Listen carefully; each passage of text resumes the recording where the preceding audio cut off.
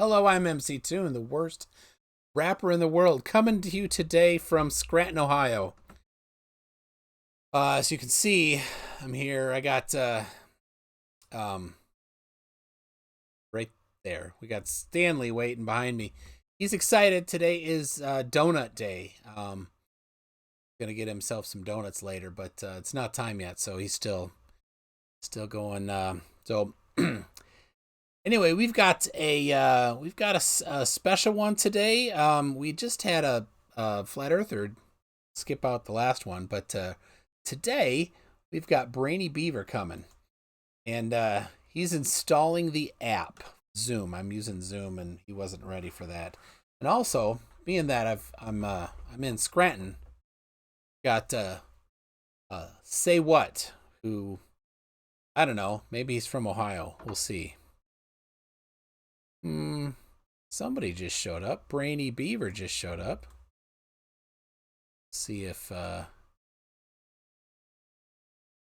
his name is there. He's trying to figure things out, I think. Green Bullion was timed out already. Excellent. So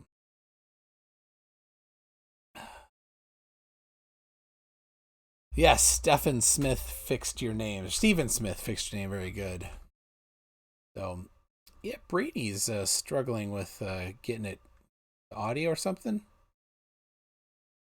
Anything there, Brainy? No.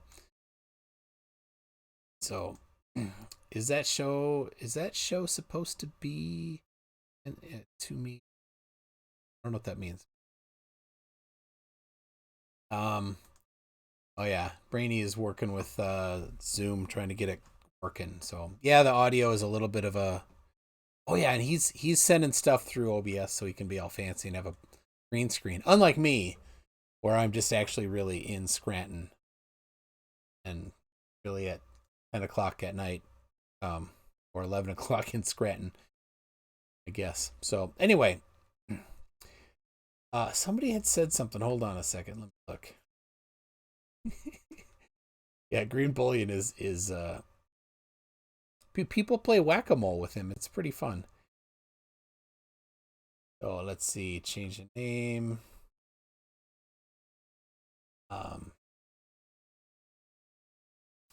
I'd stay and party, but I'm so aggravated tonight. I offended someone by accident. People would be mad at me. Then gravity. So from Kristen Frost Laser Beams. Thanks for popping in to say that. So, still struggling over there with Brainy. Is that Brainy? Is that a common thing for Brainy? I think that. And I did say, oh, I do hear you. Yep. It's a different. I've never used this. I didn't even know how to install it and all that stuff. So yeah, this will just take 1 second. All right. So let's see. I do have a video from Alex. You got that. So we got 2 of them. Awesome.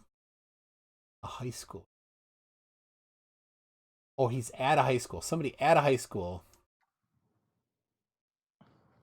Because that's the way to do it. Oh, there we go. Multi, I'm here in all my hobo clothes. I'm here. I don't understand what he based this on, because I didn't wear shirts with the tightest necks on them, or what? Like, do I have to come in with a bow tie on? How do I deal with this? For Multi?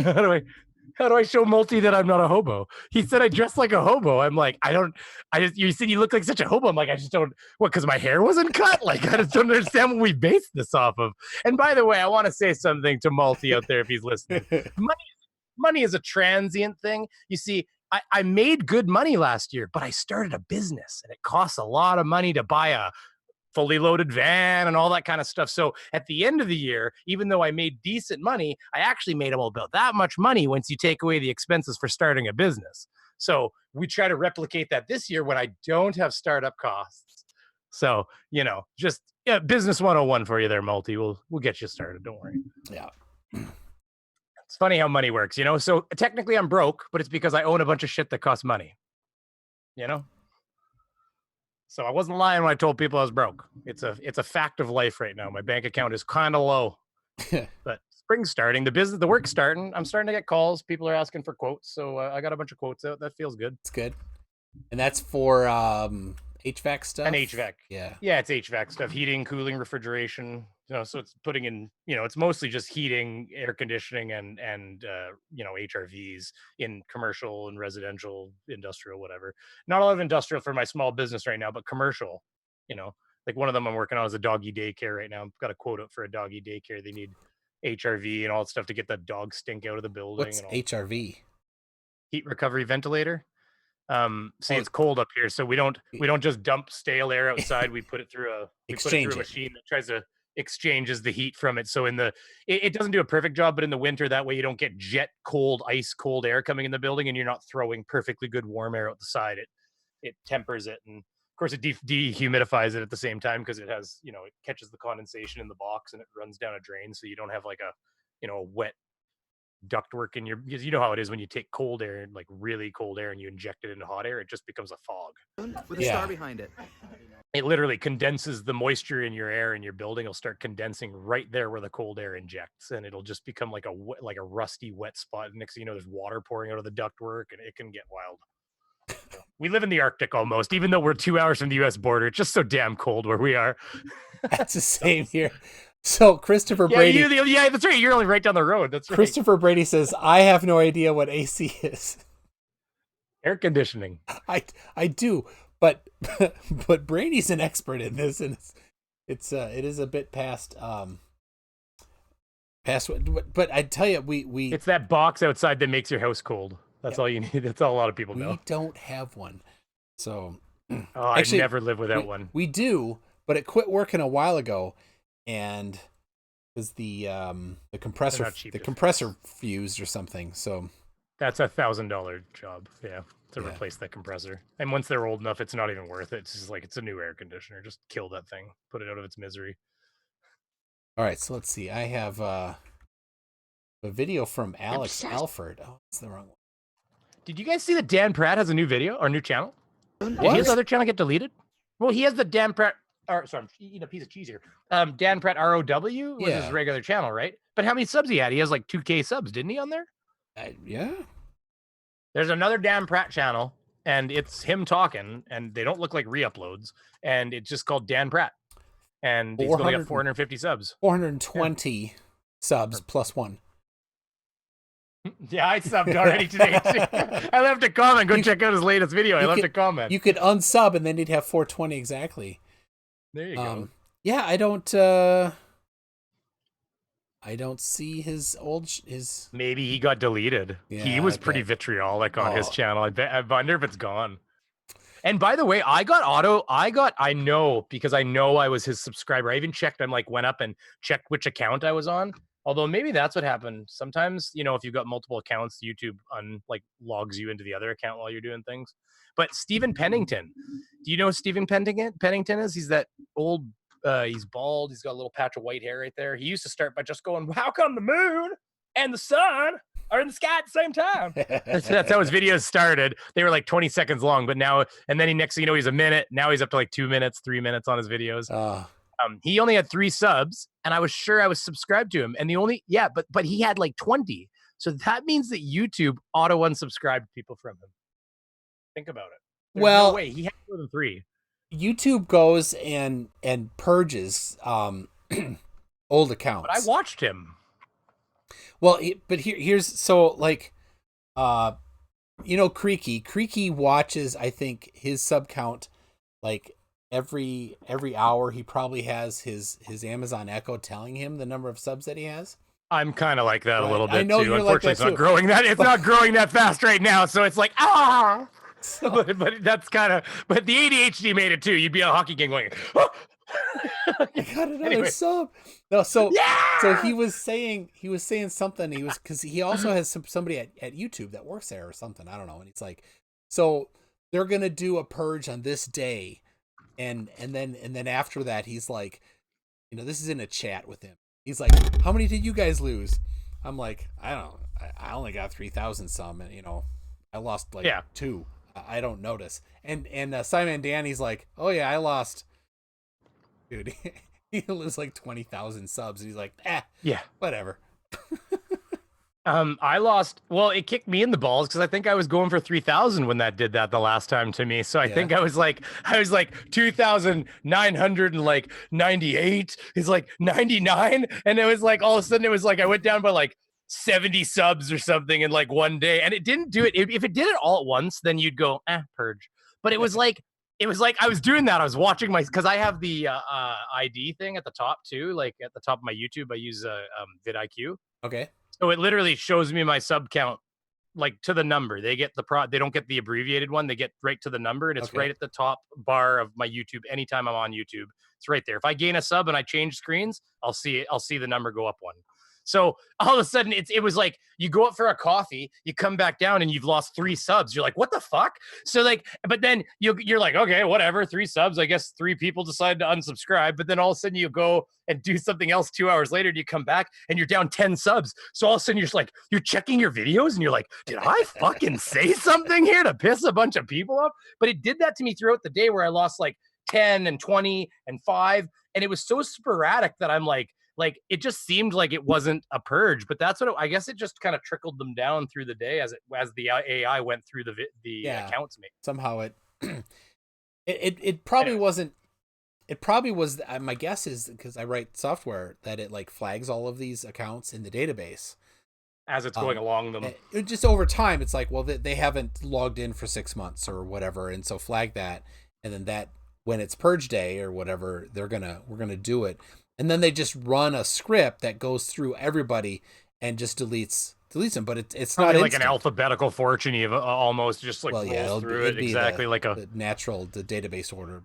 Yeah. Whatever number. Yeah, you're right. Yeah. It'd be a database. Yeah, it'd be a data number. So yeah, that's interesting though. But yeah, it's funny you mentioned that because I remember being like, I was the first one that had it happen that day though.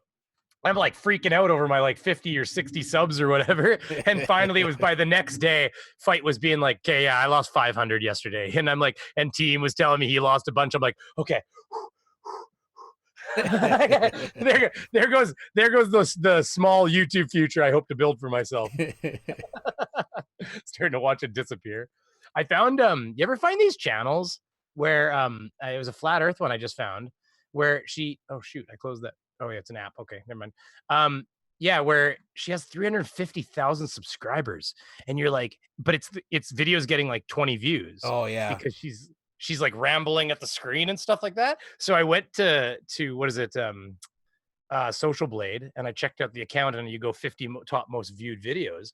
Shit, you go back 7 years, and she was doing like arts and crafts where she was just like filming it like up close and doing slow motion while she's hook pinning and stuff. Oh, it's like 5 million view videos and stuff. She's making thousands of dollars off, and now she's like out of shape. Like just everything's, it's just crazy people in front of the camera and nobody's watching now.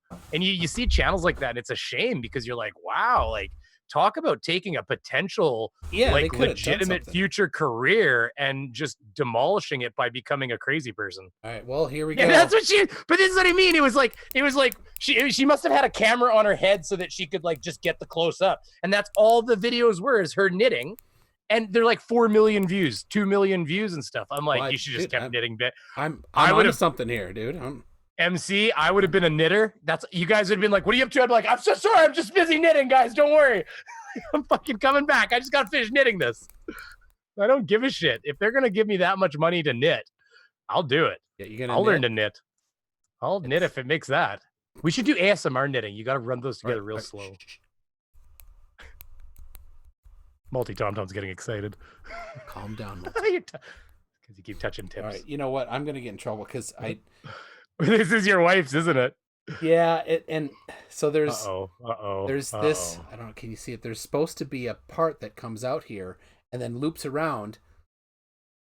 And you fucked it up, didn't you? Oh, right there. You see it's got it here, but it comes down, and it's there, and it ends.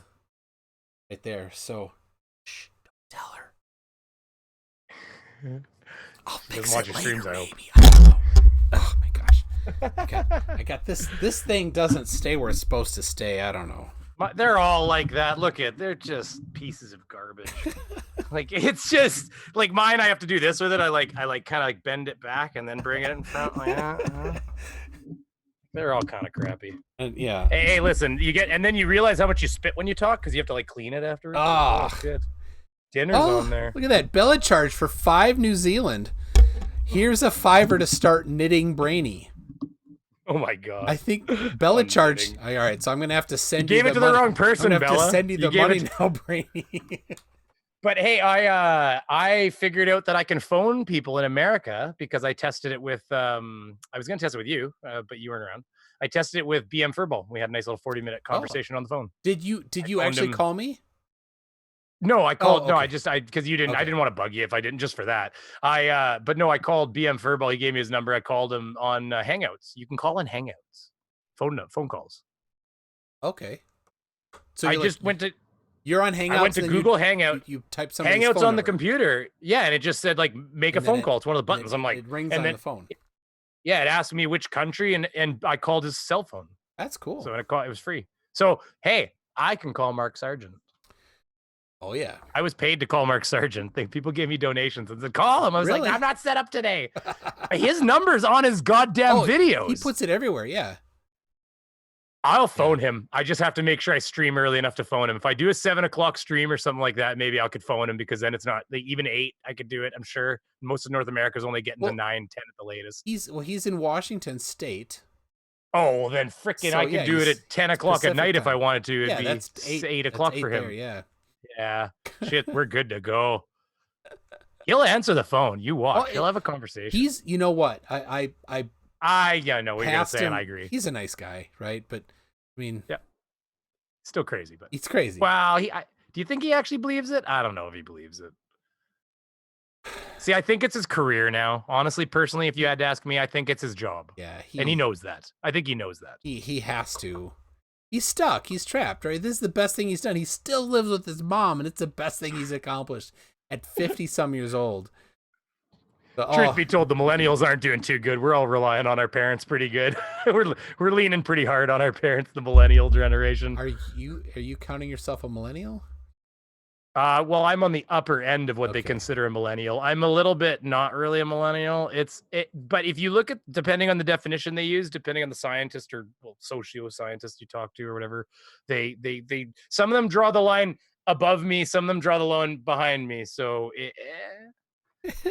I always thought I was an echo generation, echo to the boom, because my parents were baby boomers. Yeah, you got boomers and you got the Gen X, and then echo to the boom.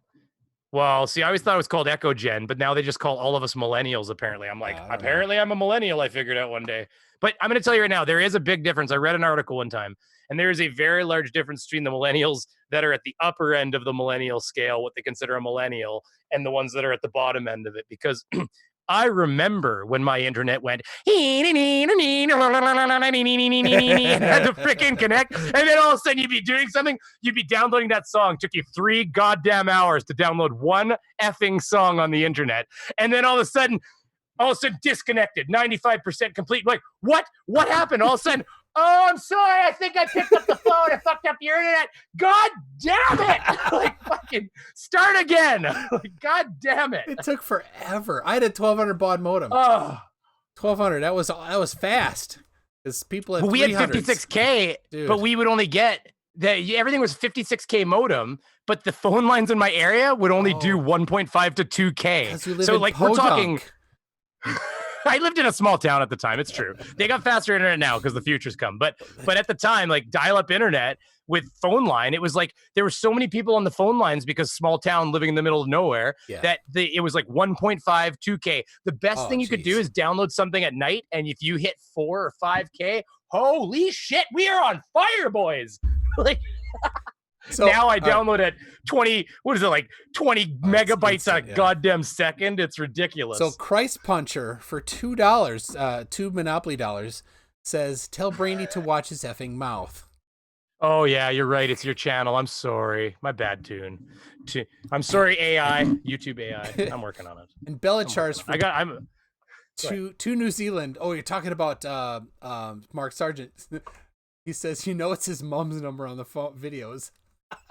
God damn it! If she answers the phone, oh my god! Did you? Is that actually? It's got. I bet you it is. You think it's the No, home it's a phone? cell No, phone. it's his. It's got Gotta to be his cell phone.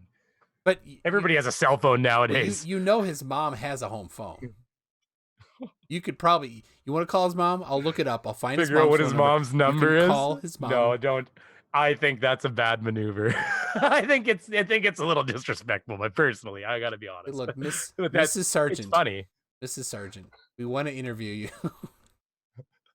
That's right. You're not calling for him. We're calling for you, actually. Yes. We want to talk to you. So how much lead paint were the kids chewing on when they were younger? I just want to know, like, were they wooden blocks from China? What happened? did you just give them, did you make a pacifier out of lead? I saw a thing where it was this family from they were let me just check my voice, maybe make sure I'm. Oh, are you getting yourself back, by the way? I just got a little hint of it, an echo. Okay, hold on. I turned some things off here. Well, tell me if you're getting an echo. If anybody's getting an echo, let me know. Yeah. I think you shouldn't be feeding back at yourself right now. Oh, what was I gonna say? It was a family that was like quite well off, and they only wanted the best for their child, and they bought them all wooden toys, like real authentic handcrafted wooden toys. So their kids were always playing with them with best authentic wooden blocks and stuff. And the kid was having developmental issues, and they were taking him to the doctor and all that stuff. And eventually they finally figured out what it was. The kid had been chewing the lead paint from the Chinese wood blocks off of the toys and had lead poisoning to the point where his cognitive abilities were permanently functioned by that point. Oh, so he's a flat earther Because of the now. Sorry. Yeah.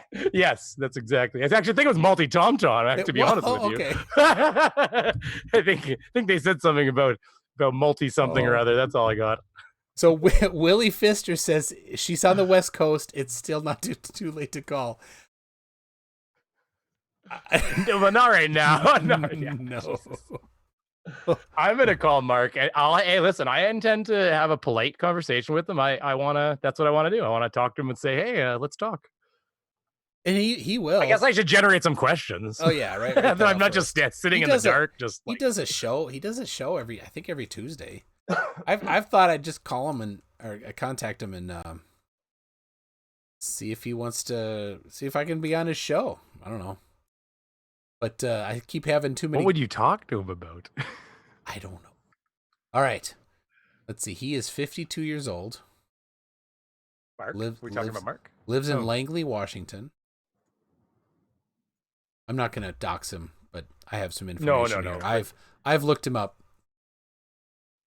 Well, his information isn't exactly hidden. Yeah. Anyways, but yeah, we're not responsible for. Yeah, we're not going to put it out. Let's see, and his mom was on the video, the behind the curve, right? Yes. and here's the irony. You know what his mom's name is? Oh no. Who is he always pining for?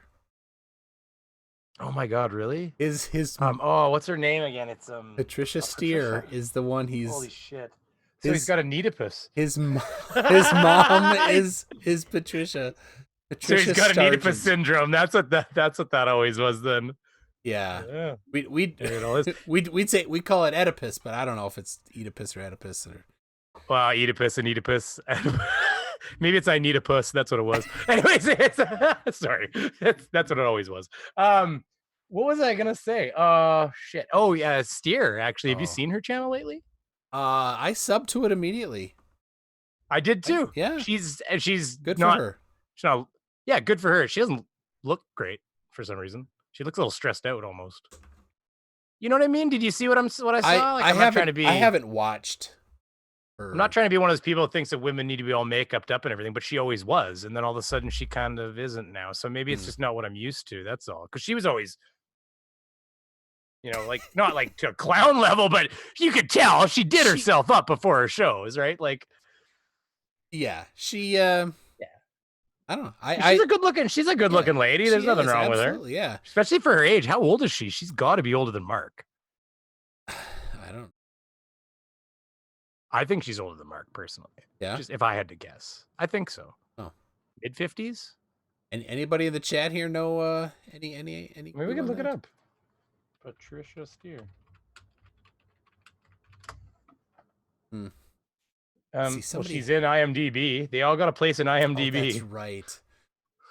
They all So did. yeah, because they all got a spot in IMDb now. Although they don't have much on her. Let's see. Yeah, she's just a cliff note. Oh, Christ Puncher looked it up. She is 167 years old. She's a vampire. I knew it. Really good for 167. Multi Tom Tom claims she is 55 years old. Hey, there you go. I don't know. Hey, I was actually dead on then. Look at that. I don't. Well, yeah, but I don't know anything that comes out of Multi Tom Tom is correct or not. So I assumed it was wrong, to be honest with you. I just was going with it. Stupid Beard Maggie says you never ask a woman her age. To both of us. I didn't ask her. I asked you guys. Yeah. So yeah.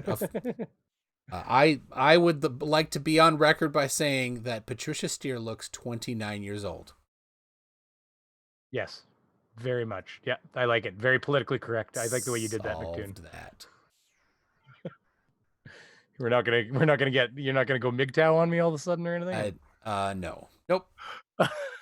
Men going their own way. No. Oh God, what a joke! I actually had I had a video, and it was hilarious because he started MGTOW. But by 2 minutes in, I then had to skip to 420 because there was a lot of vitriol in that section. He was doing good for the first 2 minutes, and then it got real shitty for another 2 minutes. And I was like, "Well, that's not going to be able to be played." And then starting at 5 minutes and 32, I've got all these notes with N underlined, and I'm gonna let you assume what word I have indicated as at that timestamp.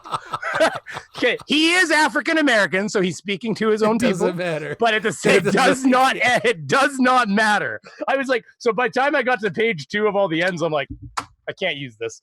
I can't use this. So damn it. All right. So Sean Hawkins, with some wisdom that I believe he learned the hard way, says, and never assume a woman is pregnant. Oh, Lord. Fun story.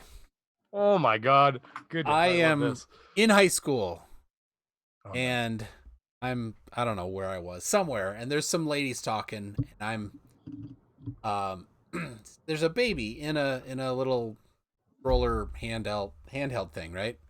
And I'm looking at it and then looking at these ladies talking, and I go, oh, and when are you due? Oh, no. He goes, that one's mine. Oh, shit. So yeah. Never. Maneuver. If you don't know from a third party, no woman is ever pregnant. You have a snowball, don't you? I do. You have a black snowball, don't you? Yeah. I can tell because the light. We've all got snowballs because they're cheap and effective. $50. Everybody makes fun of our snowballs. Yeah, it was 70 Canadian, or something like that. 80, whatever it works out to. But tell you what, if you want to get a webcam, today, you're not going to pay. The Logitech webcams are well priced, eh? All those Logitech ones that are out these days. That's what I use, the 1080p Logitech. They're not right now though. The one I have, the C920. Yeah, which is what I have, the C920 as well. I think both of mine are C920s. Yeah. $200, and it'll arrive in June. Yeah, it'll arrive. Why? Because everybody in the world needed a webcam all of a sudden. I never thought about that. Okay, hold on one second. I got 2 of these things. I should sell the other one. If anybody needs a $200 webcam that shouldn't cost $200, this thing should only cost about $70. It's just a camera. My dad's laptop is kind of old. We were doing a family, meeting and just talking with everybody, and I put it on a tripod. Everybody's like, "Hey, you should get a better webcam because it was all washed out and bad." And so I'm like, "Oh, I'll just I'll order one up and have it shipped to you." And I look on Amazon. Oh my God! $200, ship date June. Oh, I did a hard drive, but hard drives apparently aren't needed for communication, so it was still cheap. Yeah. But yeah, I ordered it like a month ago. It was like I clicked Prime, which I knew. I'm like, okay, this isn't gonna matter, but I clicked Prime anyways. Yeah. And it was like expected delivery April 27th. And I'm like, it was March. I'm like, whoa, that's a ways away. So yeah, they're moving a little slow at Amazon these days. Oh, Well, I think they're swarmed. You got Yeah, well, we're the only place everybody's ordering from. Like even me, I gotta buy some things, and I was thinking like, Jesus, where am I even gonna get spatulas and shit? It's either that or I have to line up like a mile down the road at Walmart or something. spatulas. Why I need new spatulas? I don't know what to tell you. Where do They you broke. go? Where do you go for all your spatula needs? Spatula City. Do you have a spatula city? Is that a place? It's from a movie, UHF, Weird Al. Oh, I don't know. Oh, UHF. You know what? I'll be honest with you. I am a Weird Al fan, but I was you're a not. little young when UHF. No, you're I not. am. No. But what I was gonna say is I was a little young when UHF came out, and I didn't see that, unfortunately. We watch it every year around one of my kids' birthdays. I'm gonna download it because I should watch it then. I know there's the Rambo scene. I know Oh, yeah. I know parts of it. I just don't know the movie well. And we eat a Twinkie Wiener sandwich. I thought you were gonna say spam. I was just about to vomit. Yeah.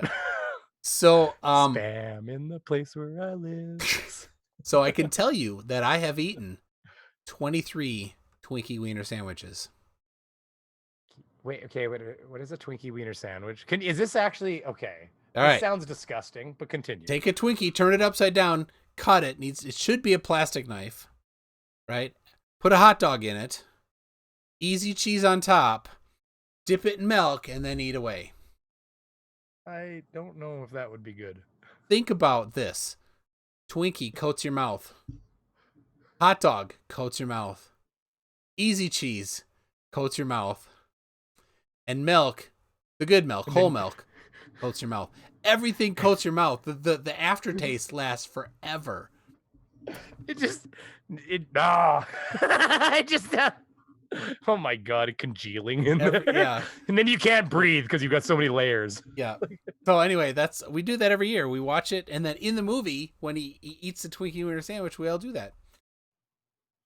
That's crazy. Yep. 23. And so when we get to 27, we're gonna stop eating them, and then we'll have eaten 27. That's Weird Al's favorite number. We'll have eaten. So you're a Weird Al fan. That's why you're saying I'm not, because you're the Weird Al fan. Yeah. So my grandpa needed to move from Arizona up to up to the Northwest here, right? And needed me to drive his van up because he flew up. So I flew down there with my friend, and we went we drove through Albuquerque, and there's the song Albuquerque by Weird Al. So what did we do? My friend, he didn't care. We went to the Albuquerque Holiday Inn,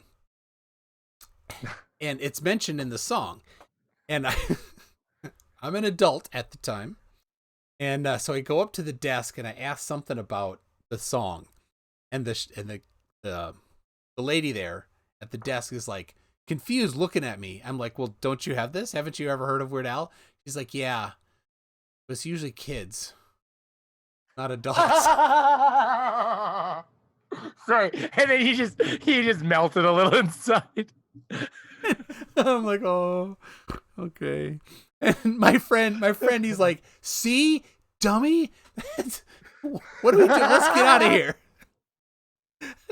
Oh my god, that's so awesome. So, yep, Oh. that's me. I loved Weird Al's albums though. She drives like crazy. All of them, good songs. Yeah. He did a good job. He was always he's still going too. Oh yeah. He just that's crazy. He's been on like I don't know, some of the late shows that they're like filming from their home, and Weird Al did a I don't know. Did what anybody see The Honest? He did a song for it. Anyway, what? Go ahead. Did you see the Honest trailer for Tiger King? They came out with the Honest trailers. You've seen Honest trailers, right? Oh no. You don't know what an honest trailers, like the channel Honest, they're Screen Junkies. No. They do Honest trailers.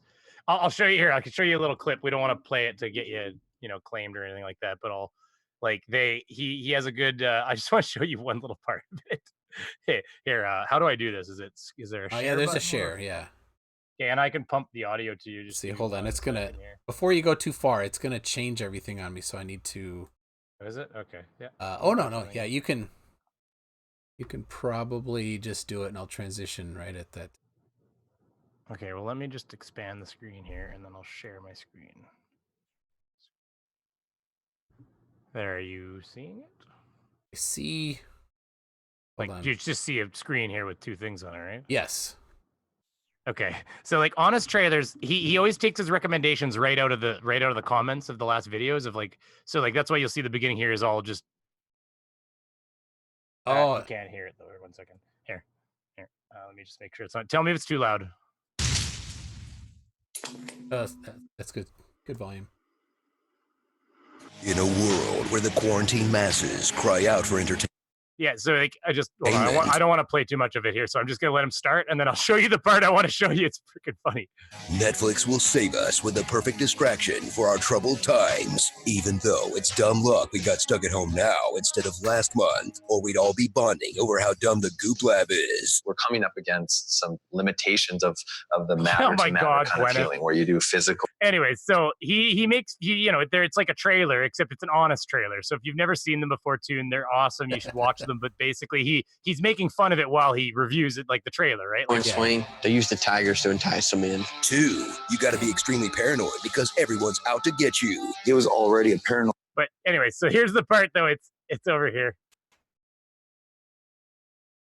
Right. Like employee abuse. See, like. Broke-ish mean you get in there. I'm broke-ish. Employee abuse. He pays his staff $150 a week. $100 a week. I don't pay anybody to do animal care. Animal abuse. But then the last one's payback. Watch, it's funny. This is the one I want you to see. Beyonce. Wait, right here. Yeah, like here, the celebrities. Far forward that it would be worth it. Shaq patronize these people? Oh, that's a bummer. Logan Paul? Yeah, that makes sense. No! No! And then, so anyways, let's get the pay. Drug dealer? And drug dealer. Joe kept him pumped full of weed. I sold drugs to maintain. And then like animal lover. Here is it. Payback. Oh, where is it? It's gonna be right here. Yeah, it's right. It's right. It's got to be right here.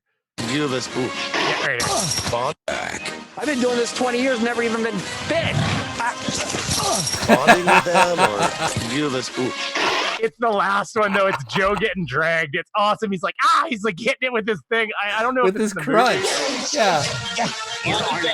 Ow, son Right of a here. bitch. That one right there. He just gets knocked right down. He's hitting it. Look at it. He's son of a bitch. And nobody goes to help him either. Well, I don't think I would either. Here, how do I turn the share off now? There's a stop at the top somewhere. I don't even see it. I'm not in the app anymore somehow. Oh.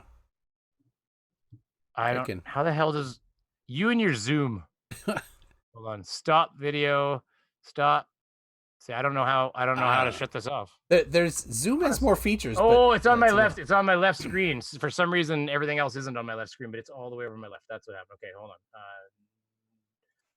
No, I just want to turn off share. Yeah, stop sharing. Pause sharing. Stop share. There you go. Hey, magic. Nice. Yeah, if you've never seen Honest Trailers, like they're funny as shit. Like you should go. It's by the channel Screen Junkies. It's 6.7 million subscribers. They're awesome. All right, I'll yeah, because there's not enough YouTube videos for me to watch right now. Well, of course, right. So don't get me wrong. But they do like they'll do any movie, right? Like if you look in their last little Rolodex right now, they did Cats before that, and it was terrible because they did it in musical, which was just as bad as the movie, I'm sure. So I had to leave halfway through. And then they did like Birds of Prey, Justice League. Like you go back, and they'll do any movie, anything. Yeah. All right, so I'm looking at some. I just gave the whole chat a heart attack. I think that was about the Twinkie Wiener sandwich. Yeah, it was. Christ Puncher doesn't understand because I'm 13. I did, yeah. I just turned 13 in February, so. Oh, I know what you're saying. Again, yeah. Oh, I like this. My brother, sister, and I drove my sister crazy playing Weird Al CDs while driving from Carson City, Nevada, back in 1988. Oh, that's awesome. And Mark Beiser says, what kind of rock do I live under that I have never seen Honest Trailers? Hey guys. Hey, I know you like him. I'm So sorry. here, I'll give give you one more look at this. Here, check this out. It's me, your favorite celebrity. I just want you to know you gotta stay in your home right now. It's the only way we're gonna make it through this. Look at This is the hardest thing I've ever had to do. But look, what the fuck do his language story? What do his neighbors think when they see him out there? Like, they know he's a YouTuber by now, clearly. But by the way, I want to add, look at the place he's bought with what he's done. No kidding. That's YouTube money behind him. That's what's done that.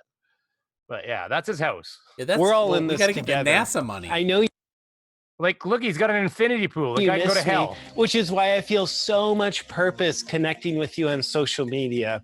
Stay in your home.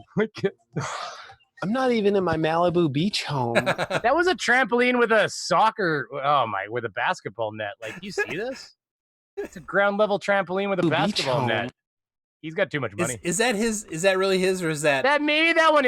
I've seen his house in other videos. He's always had a nice house, but you know what? Now that you mention it, this is not the house he's ever at. This is definitely not the house. He's not even at. inside. No, because he's normally. You've seen his other videos, right? His house is in a little suburb. But you know what? That could be the backyard. I'll be honest. We've never seen his backyard. He always pulls up to the front of the house. Look at the look on his face. Grocery store. We have to make sure there's enough for everyone. Oh my God. Okay. I'll turn it off for you. So, you know, the nice thing about, I'll say one thing, when you play other YouTubers, a lot of times, as long as you're being respectful with their clips, I do find that unless they're like, even him, he's huge, but I find a lot of times that YouTubers that had humble beginnings tend to be more like way less quick to claim a video based on your 30 seconds of showing their content, especially since you're promoting them too by saying, hey guys, go look at this, it's funny. But tell you, you know, you get some channels will claim everything. Yeah, every time I do the Red Bull jump, even saying it, I'm scared. I get a copyright every single time. Really? You get claimed by Red Bull for that? Every time. That's the whatever dude that. Oh, Baumgartner. They actually claim it every time. So like and every flat earther brings it up. Be like, oh, it's proving that it's blah blah because it's a fisheye lens. Like, okay, so it's fisheye lens. Throw out that particular. Have you seen the thing? So sorry, didn't mean to jump in. That's my bad. That's part of what I'm trying to learn not to do. Yeah. All right, go ahead. Rocket.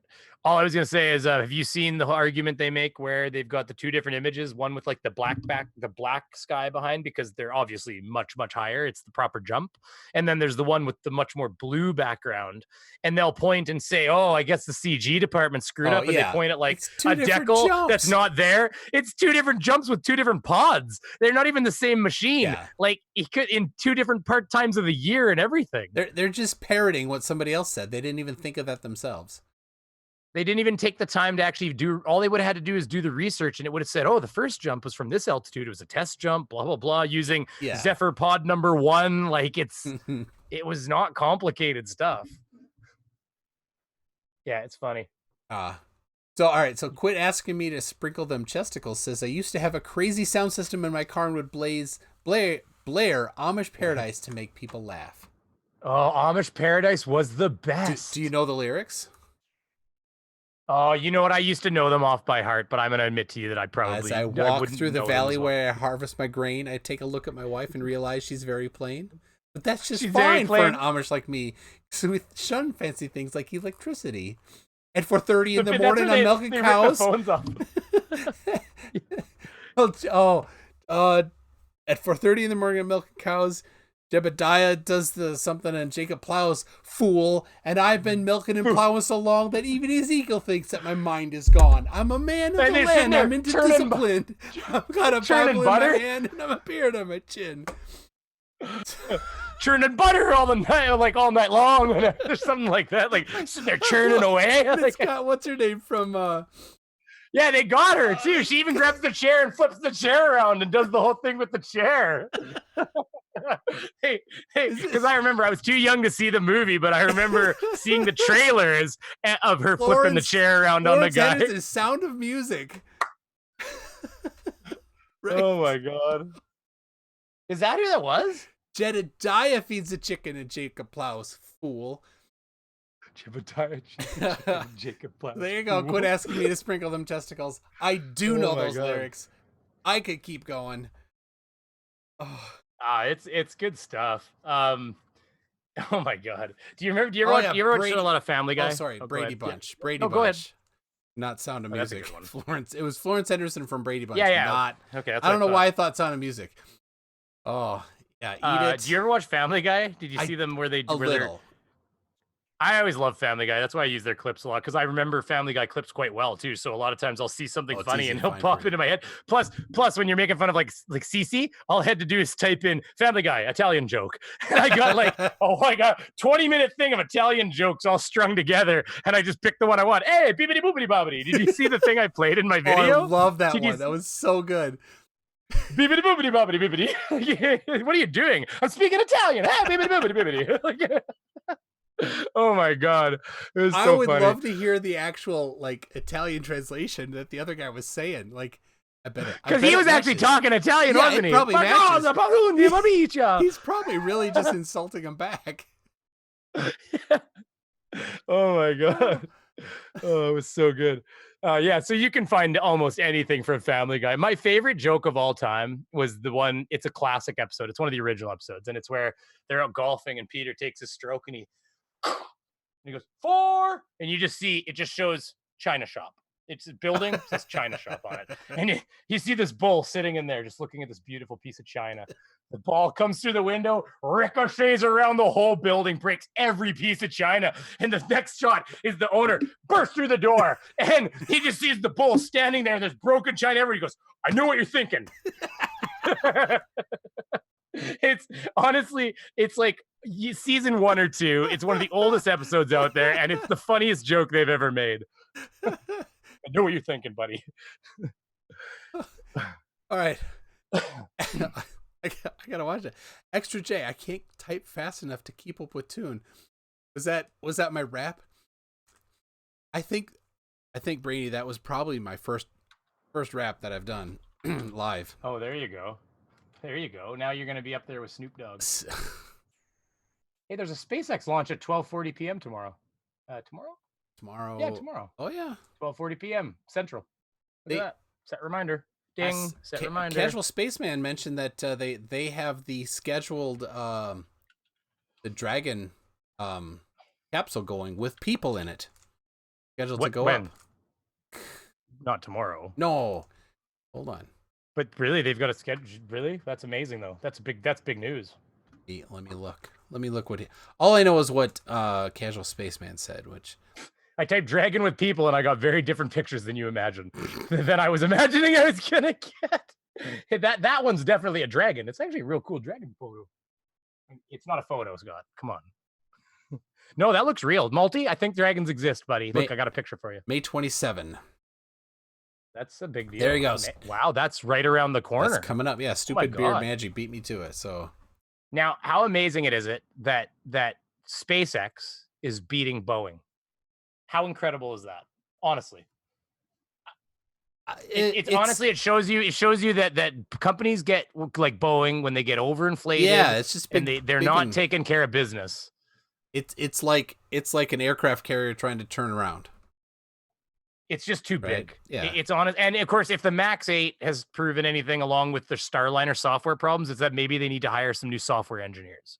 Because did you hear what happened during the Boeing launch of the Starliner? Like, you know that they had an error that made it so they couldn't dock, right? Like the last test? Okay, so SpaceX had to do... I watched SpaceX. Yeah. That's it.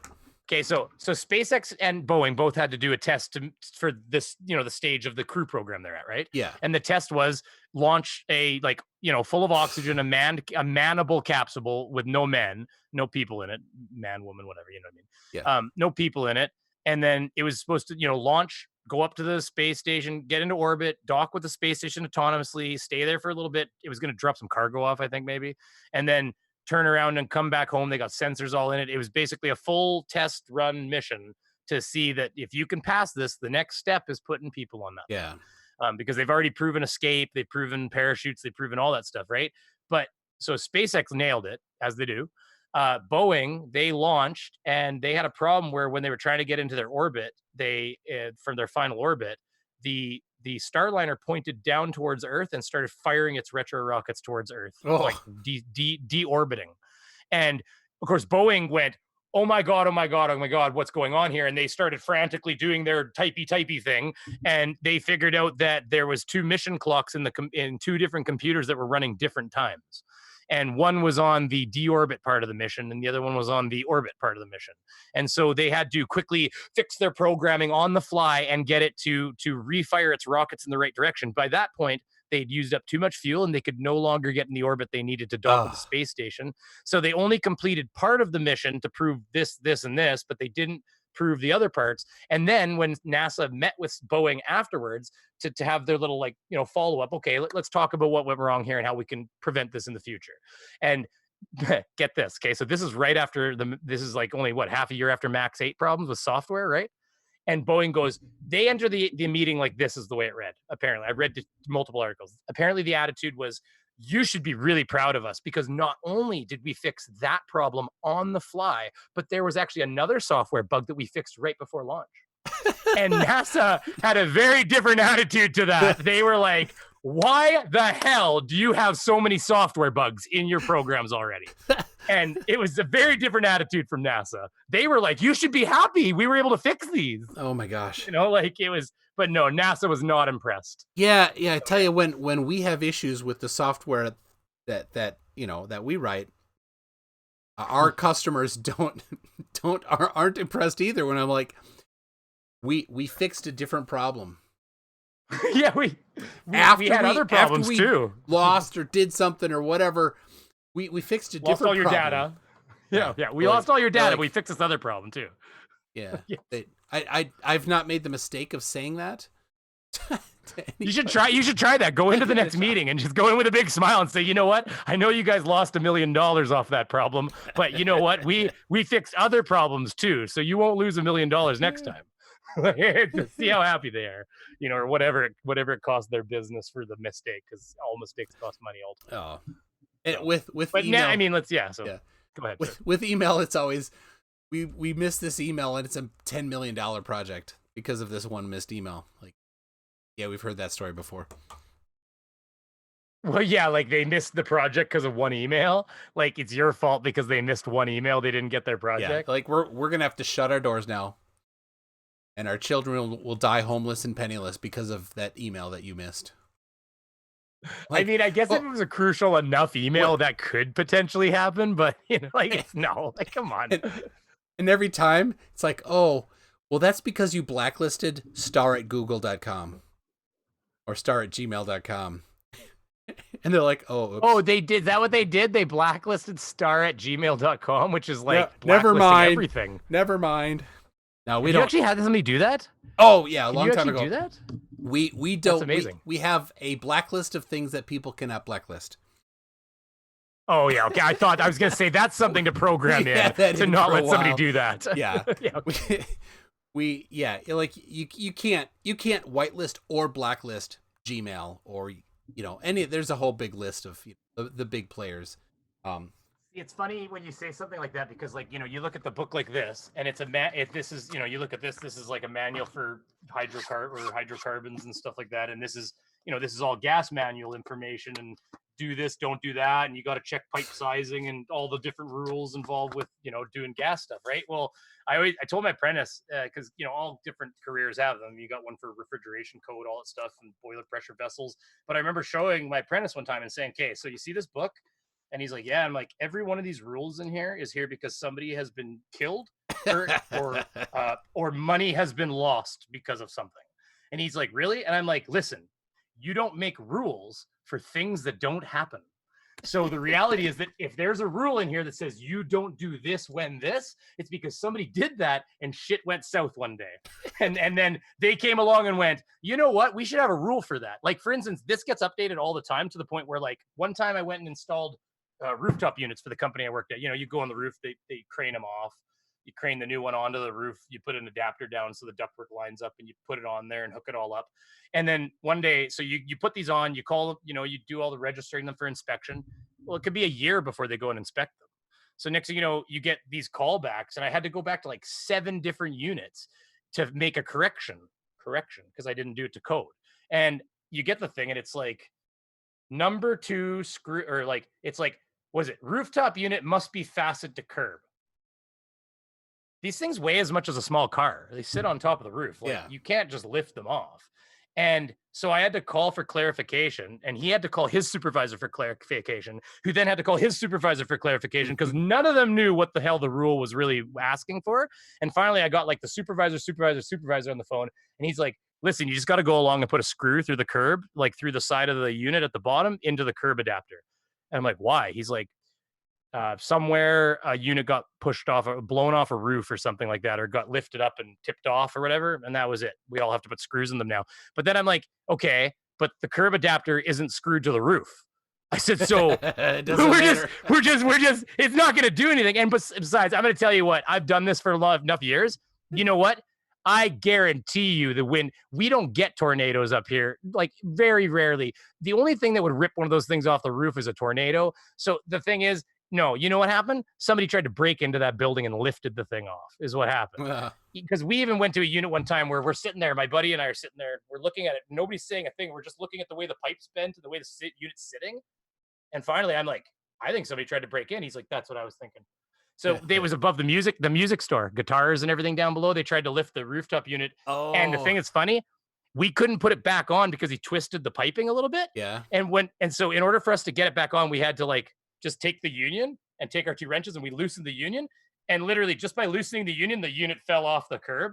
And he looked at me, he's like, fucking idiots. He said they got thwarted by a wrench. Like all they had to do is bring a wrench up with them and they would have been in the building. So like they could, do you get hit in the face with that thing? Almost. No, it's in the way. Yours has got more spring than mine. Mine just hangs out where I put it. Mine, no. It watch, hear it, ready? I'll tell you what, you want to see something ghetto here? Look at, okay, see this, everybody? Look at. Hold on, I'll grab them. See these? See these? That's elastic bands. Because this said it could hold a snowball up, and they fucking lied. Like, you have this, so, did you get yours on Amazon? Yeah, but there's multiple different ones. Yeah, like this one was obviously this one was too Chinese. But it said it would hold a blue snowball up, which is a white snowball, as you can see, but they're called blue snowballs. It wouldn't. It would just go like this. I'd put it up and it would go. The whole thing would just start falling down. So I wrapped like a billion. I went to the store and bought like a gigantic bag of elastics, and I wrapped them around where every spring is. I wrapped a bunch of elastics, and it works. Yeah, it works fine. Nice. Hey, you don't have to. Why spend another $75 for another one? That's stupid. I was like, elastic bag is like $5. So yeah, all right, it feels pretty ghetto. People are talking about Dan Pratt. Also, Russian Vids got his channel booted. Is it deleted? Yeah. So YouTube's really going hard on them all of a sudden because, geez, they've gotten away with it for a long time. I think this new topic has really got them, like, they can't shut up about it because they all think it's fake. They think everything's fake, of course, right? So look at Richie from Boston. I'm surprised he's even still monetized. How is he monetized? He's a piece of crap. That guy is. He's telling everybody that, and I keep going in his things and saying, so Richie, you keep telling us that things are going to happen that don't happen. At what point are you going to come and fess up that you don't know what the fuck you're? Yeah. I'm like, what point are you? So I'm trying. There's 2, and I'm trying, buddy. No, it's your channel. I got to respect your rules. Do it for your kids, not for me. No, you're right though. But yeah, so like apparently I can filter that in front of my kids better than when I'm just hanging with people though. So yeah, I just got to try harder. But it's true. Like how he said that the UN, that ship is full of UN troops. They're going to land any day. Well, that was a month ago. I haven't seen any troops get off the ship. April 1st, the internet's going to go dark for 3 days. And then that evening I messaged him on his channel and said, Richie, my internet's still working. I didn't get a comment back, Oh, he doesn't reply. I know. He's just, I can't even get CC to reply after he like Simon Dan asked about having just a conversation, right? And Cece's like, well, it's got to be live. And Dan's like, nah, my offer does not change. So I'm like, I'll do it. I sent him he has his email listed on his channel. It's because Simon Dan is like, it's exposure to him. They're all just a bunch of. It's all they want. CC's weird though. He's getting out of shape right now too. You can tell he's actually gaining weight, like even since like the pandemic started. he's getting too much of that Italian deli, I think. It's probably sneaking him food out the back. He's going there. Barici, my friend. I don't know. I just made up some words. I don't even know if that's a name. Oh, he won't even. He doesn't even reply. So I'm like, all right, I gotta ask Dan if he'll poke him for me or something. I don't know.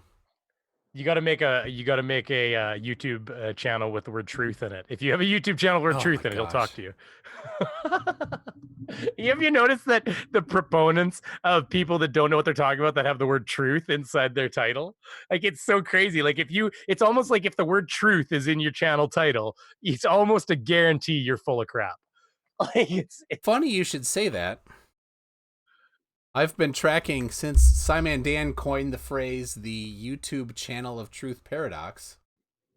Oh, no. I have a list of the truthers on the truther paradox. Oh, very nice. You've been doing a little research project, have you? Well, anytime I see somebody who's got truth in their name, I just add it to this list. If they're if they don't like truth. Flat earther. So this, basically every flat earther. So you got Celebrate Truth. He's number 1. JM Truth, Zoom Truth, Truth Speaks, Adam's Truth Journey, Don't Sphere the Truth, Truth Seeker 42. Even Robert Forsch, he got a little angry when I added him. I like to go and tell him, I'm like, congratulations, you've been inducted into the YouTube channel of Truth Paradox list, and so he sent me video after video. I met him in Dallas. We had quite a few conversations, but his YouTube channel is just called Truth. His car is called the Truth Mobile. It goes on. There's a whole bunch of them. So the Truth smacking activist on the corner. But outside of YouTube, I even have a list here. We got the on Twitter, Flat Earther Matt. His name is Embrace Truth. Have you ever seen Authentic Intent? He's the one that went to jail, I think, for underage girl. Yeah, he picked up an underage girl. He drove to her house. He went out of his way. Let's put it that way. Yeah. He lives in Minneapolis area. He drove to St. Cloud, an hour. It's not a suburb. St. Cloud is not a suburb, right? You leave the metro area. So what you're telling me is it didn't just happen. No, like it didn't just happen. There's cornfields and nothing for 45 minutes, and then you get to St. Cloud, right? And so he found her on I was gonna say, did he meet her online or something? What is it? Oh, Tinder. He found her on Tinder. How old was she though? 13. Oh my! What's she doing on Tinder? First of all, those parents need to smack her around a little. He picked her up at her parents' house. I read the whole report. Picked her up at her parents' house. Disgusting. How would you not know she's underage? Drove 13? her back to his house in the western suburb of Minneapolis area, and did their thing. Yeah. And recorded it. What? Video. Oh, so he got child charges. I think he was. He would have got. He probably plea bargained his way out of that one. Pretty sure probably. he either was wise enough to have it not be found, or something. Anyway, so he met with her 4 times, and sent her flowers, and her parents are like, "Who's giving you flowers? Who's sending you flowers?" Yeah. Well, because the other thing is teenage boys aren't, especially 13-year-old girl. I mean, they don't have a lot of money in their pocket for sending flowers and stuff like that either. So it just becomes suspicious really quickly. Yeah. Like, your 14-year-old daughter comes home with a couple flowers. That's one thing, from school or something. Well, there's a boy that likes me, but all of a sudden the flowers show up. They show up at the house. Oh. It's from Authentic Intent. It says, stay flat. He was on a park the other day because all he does is just bitch and moan. Oh, he was standing on a park pathway, and he was just all the people were I guess part of the protest was people going for a walk or something. people were just going for a walk down the park. Like they were staying apart, but people were all just walking down this park it was around. path I watched it too. It was around Lake Calhoun, and he's just okay. He's just bitching at people as they walk by. But did you hear what he was saying to some people? Oh, sweetie, you have a pretty face. Why don't you let it out? I'm like, you're lucky the police don't show up in a minute. The one guy he's saying, why is her face covered, sir? Did you tell her to cover her face? I literally commented on that live. I said, dude, you're lucky he didn't come over and knock the teeth right out of your face. Like, honestly, he's going to say that to the wrong person one day, and it's just going to be Fist City. Like, yeah, I someday I'm going to find him while he's out spewing his crap and record. Well, let's face it, you might bump into him. You're in the area, right? I mean, I know crazy. exactly where he was. Like, I see his video, I'm like, oh yeah, I know where he's at. That's your territory. There's one. Hey, did you see that they did somebody did like a over the ice light refraction thing in the winter here? This just like a couple months ago. Yeah. That's down the road from Punchy and me. Oh yeah. I mean, it's a few hours away, but I looked on the map. I'm like, well, it's Manitoba. It's 3 hours west, like something like that, maybe. Yeah. So I mean, I was like, oh God, they're all around us. I told my dad. I said, my dad's like, there's, not. I said, Dad. I said, I think the reality is that what you'd actually figure out is there's way more of them than you believe, and you probably even know one. He's just not out of the closet. I said, that's the reality. I said, there's actually lots of them that are they're secretly flat earthers, or they don't believe the government or whatever, but they're just not willing to open their mouth because they know they'll be ostracized for it. I said, but I said, you probably know somebody, Dad, that actually believes this is a hoax and all that kind of stuff. I said, you probably do. You just don't know it. Yeah, it's kind of scary. Its mental health has gotten out of control. Oh yeah, it's critical thinking. So here's a little clip from Authentic Intent the other day. So does this look familiar to you? I can watch it on the stream. Yeah. All right. So you won't hear it. That's the problem, because what you want to hear is important.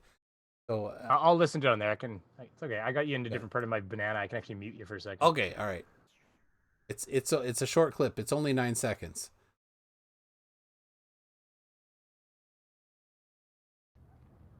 Yeah, this is what I was watching. So you were there too, eh? We were both watching. Yeah, I was in my garage, like cleaning stuff in the garage, and I wanted something that I was not going to interact with, and not distract me. All right, so you can't talk for 9 seconds. Here we go. Gotcha. Just looking for men, Just looking for men out here. I don't know if you heard that, Brady.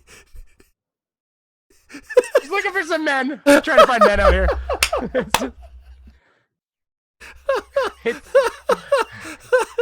We should just take that as a soundbite. That's it. I mean, that's it. What's the timestamp on that for me? I will send this to you. I already rendered it for you. Oh, good. I want it on my button thing here. Looking for some men. All right, hold on. Here's another one. Yeah. Where are the men? I'm looking. Can't find any. Can't find any men without their balls.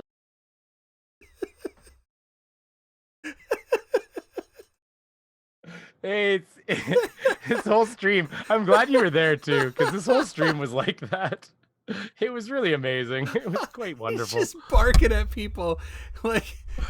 Hey, sweetie, why are you covering your face? Your pretty face, sweetie. I'm like, wow, you don't know who this person is at all. You're calling her sweetie. Like, good Lord, man. So I have a few, like if I find a flat earther and there's a clip, I'll go and render it into just a little. That's funny. Here, so again, people can go on an aeroplane or up a mountain, and the same thing will apply. It'll be out level with your eye, which is just impossible. That right there and then, along with the other simplicities, tells you that you're not living on a sphere. That wasn't funny. Hold on. This is a good one. Doing nothing means a lot to me. Just these little ones. Doing nothing means a lot to me. Just like that. That's funny. It is funny. All right. Sorry. Here comes another. Police forces, but I can bring stuff towards me without any interaction whatsoever. Oh my god. That's amazing. Oh, that's great. Del. Let's see. Like I gotta get a bunch of clips of Dan Pratt grumbling, clearing his smoker voice.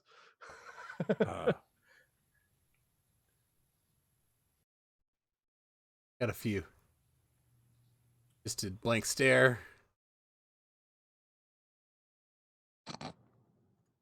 Follow in the air around the car. Look at that crazy face. He's so nuts. I think it's, oh man. You know, you wonder what, did you see the debate with Fight the Flat Earth against NREM the other day? Or whatever that was called? Not a debate. I'm a construction man. Did I've you been see in it? construction my entire life. Sorry. Oh, I didn't. Sorry, I got a delay. I didn't know you were playing, so my bad. I was doing it because you're talking about NREM. NREM. I had. Oh, that's NREM. What am I thinking? You're right. That is NREM. I'm just realizing a that. video that came out. I didn't recognize earlier. it without his face. Without his face like this. Fight! Fight! Fight! I didn't recognize him. Sorry, I only got to see the beard and like some mouth and So I had a video. Perfect. Up the nose. Like exactly. Like, what the hell? I had a video that came out Saturday where I had clips of NREM, some of these clips from NREM in that video, and then he shows up. I'm like, there's no way. Did he like? Is it just coincidence that I drop a video the same day and he shows up?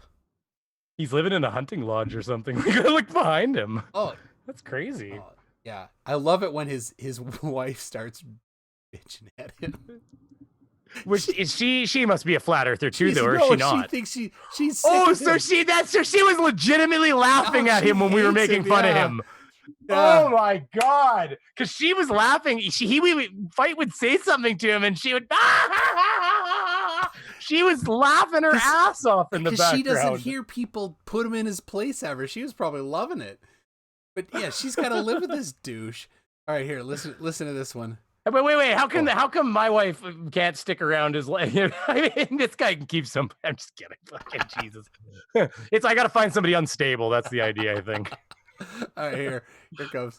Then why is it that I don't have to ride the brake going south? As the further south I'm going through, at least 4 latitude, 49, 46, 3. You can see them thinking. Can't think. 49, 40, him like 6, 3. You can see him like locking up in the numbers. But he thinks that when you drive south, if you're on a globe, you'd have to hit the brakes the whole way because it's going downhill. I just don't. I know we talk about it circularly, so let's face it. That's why we kind of make fun of them more than anything now. But I just don't. It's not complicated. No, it's really quite simple. I just don't. I don't. That's the object you're sticking to. So no matter where you are on it, it's under you is down. Yeah. Like it's not. Like my kid can figure this out, not because he's been indoctrinated, because it's not complicated. Yeah, it's not hard. That you're being pulled down towards the object below you. And multi Tom Tom. So how come you people can't debunk them? We have. We're done with it, Multi. We just like to make fun of you now. Our debunking is over your head. That's the problem. Because you come back with what is on Twitter today? Raging Bull, he's CryptoCrest or whatever. He was saying he was talking about satellites all day long, and he's like, "How do these supposed satellites get up there?" And I just put a GIF of a rocket, SpaceX rocket taking off the pad. I'm like, for crying out loud, this has been answered. If anybody, I was looking at my own. Yeah, I'm glad you saw my video. I had fun with that one. The riding on I really enjoyed getting hit by Cece, to be honest with you. Yeah, I love that. And the green screen that you have. I like the stuff you've been doing with your green screen. I just got mine going. So like I've only done a few streams. Yeah, and but, mine is legitimately just like let me just bring up my OBS here. Like if I turn off, where is it? If I go like this and I go camera and I go filters and I literally just hit chroma key, like look at, it's literally just a green fabric. I went to Fabricland and I bought the greenest, the chromest, which is not proper chroma, as you can tell. It doesn't really matter, does it? Well, it does a little bit certain. Okay, so like Hit Film Express is fine with that. But actually, to be honest with you, what I replace it with is this, is if I'm doing, like when I'm doing those skits that you see me film, what I do is I do this with it. I've got a green, where is it? Green screen, image. It's probably one of these. Nope. There's the, there's the, yeah, there's the image without me, and then there's the actual image with me. Nice. But there's anyways, I don't know if I have it there, but either way, what I do is I take like one of these images. So here, I'll just bring this up, and then I green it. I've got a green. Where is it here? 1 second. Green. There it is, green. Oh, yeah, I don't know. Apparently I've lost track of where some certain things are, so I'll turn that off. But either way, what I do is I actually replace this with like a chroma green. So like I filter, so I basically, I go in here and I turn the filter on, which takes that away, right? And then I don't normally have this on. And then, yeah, and then the image behind me, there it is, chroma. Thank you. Boom. See, like that. So I use OBS. Okay, so here's the thing. Hit Film Express hates that green. Oh, that's what you're used for video editing. Yeah, hit Film Express. So if I turn the filter off, yeah, hit that other green you saw from the actual color of my green screen. The Hit Film Express hates it. If I take the chroma, there's an effect that's just chroma, like remove green screen, and drag it over my things in Hit Film, it won't get rid of it properly with that other green. Okay. So what I do is I use OBS, because OBS you can actually go in and pick. Have you done that with OBS at all? Yeah, you can pick the color. You can go in and pick. Yeah, you can go to behind you. Now I've got lights on the ceiling. I've put like LED track lights on the ceiling. Yeah. And like they're one of these, one of these fancy remotes that has all the colors on it and everything. But I turn those on, and then that creates a bit more of a constant glow, which makes that be a solid color. Because before you get shadowing spots on it, and then you get spots on the screen. Like when I did the jam one, it was a little bit fluttery in spots because you don't get good color. But yeah, so by filtering, I select the color using OBS so that it's more precise. I remove it, and then I add the chroma background, and I record. When I do recording, things are me, standing up here going,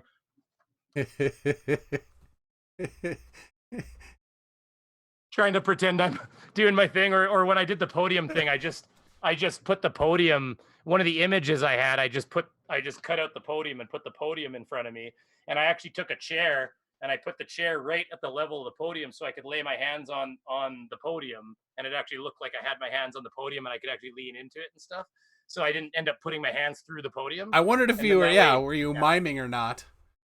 No, I had a stool. It's too far away, but I had like a stool sized chair, and I aimed the camera at the right angle just to make it so the podium was just at the level of where I could put my hands and lean on the stool, so that I could actually, because I knew that if my hands were doing this it would have a little less consistency in your brain, and it would actually not work as well. So yeah, and then these Chrome screens are fun. Green screens are fun because then you can do this too. Like I've got a little Planet app in the background that does that. And yeah, I use it. You wanted? Oh, go ahead. I use it. I like Zoom. You're seeing what am I sending you? I'm seeing you right now. Oh, but that sexy mug of yours. There you go. Oh, I'm sending you the same thing as I'm sending everybody else, but I can turn off so you can't see. Is that what you're talking about when you say all these different features, or what? I don't know. You're saying that you said Zoom has a bunch of features you like. That's all. Oh yeah, well this is nice in Zoom. Nobody else can see this, but you're seeing what's actually behind me. Oh, I see. Oh, really? You can actually. I see. Yeah. Nobody else can see that. What? Yeah. So you could do that in Zoom and not OBS. So there you go. Interesting. That's actually pretty good. It removed those wrinkles on your screen and everything. Yeah. That's impressive. And I can't This is a thing called turn it off for OBS right now. Oh, okay. This is, see, the one with me, the Planet, is actually a program for everybody out there. It's free. It's called Plane 9, like PLANE 9.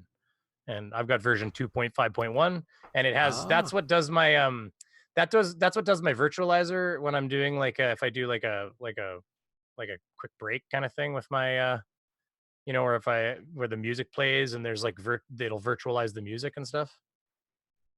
Anyways. I haven't done that a little lately in my streams. I've been there for the whole 2 hours, but sometimes I have to walk away and I've got that cool like Brainy Beaver. Who does that? Does that somebody do that for you? No, I made that. I made it using Plane 9. Like I think it's if I hit transition.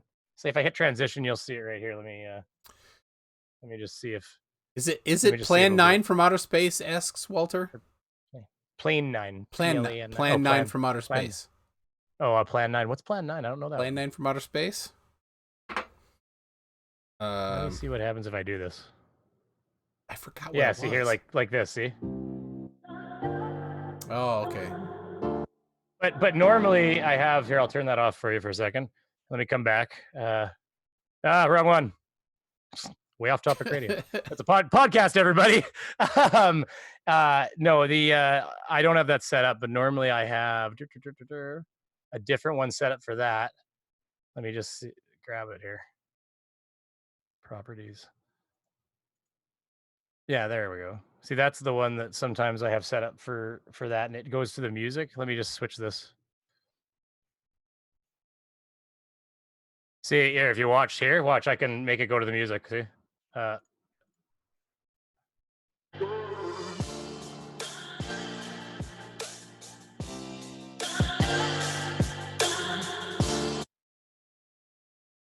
Anyways, that's free music, by the way. Don't worry, you won't get tagged with that. Yeah.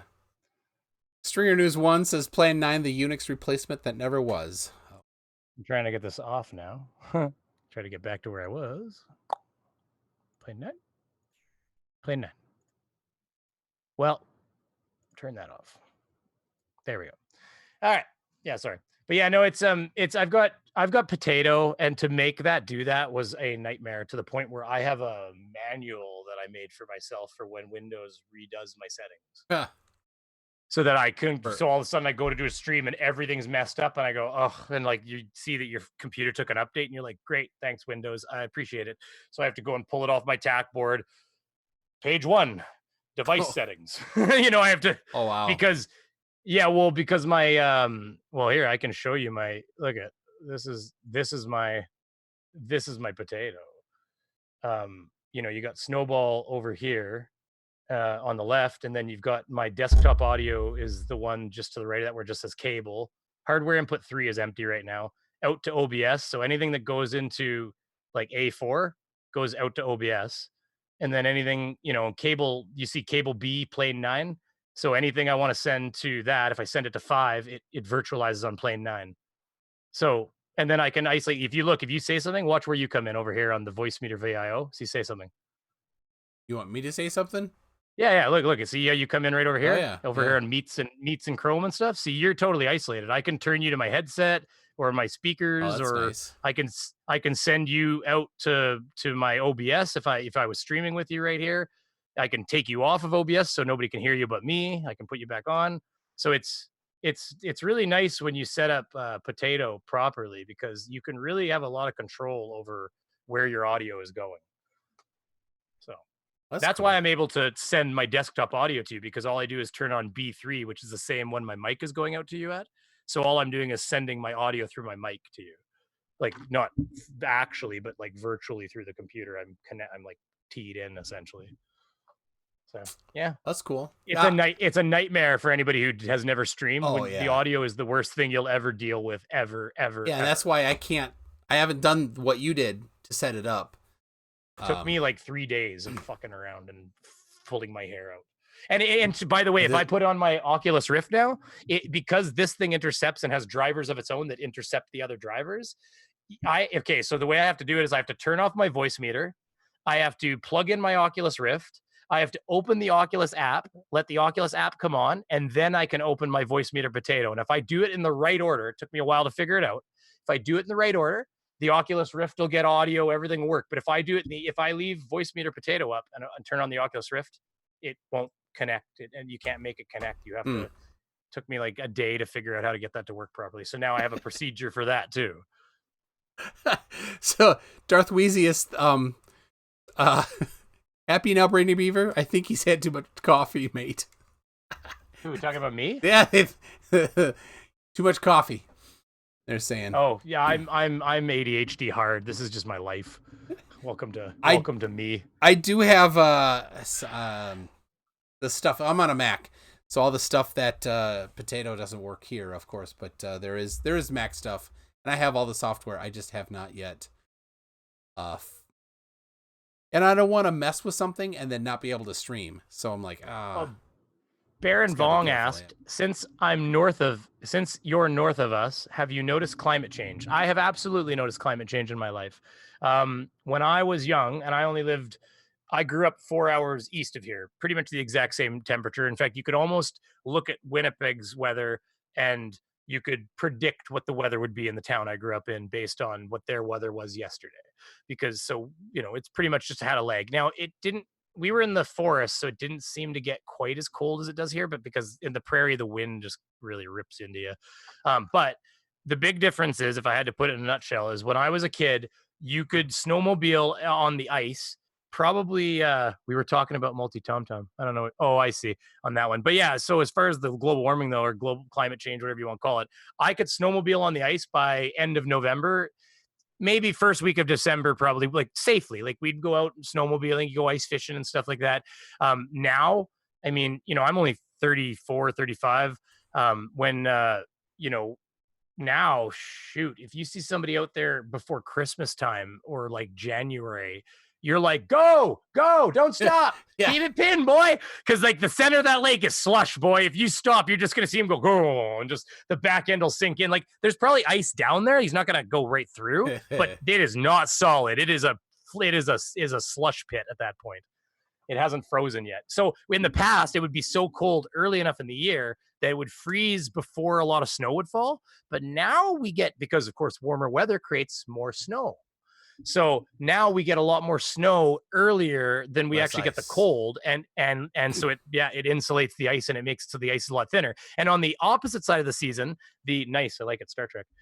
They used to be it used to stay on, and I remember it would be on till like I'd be out there first or second week of May, and there would just be like where the lake had like opened up in patches, like it kept on smashing the sides, and you know what I mean, where half the lake is open, but like the ice is that way today.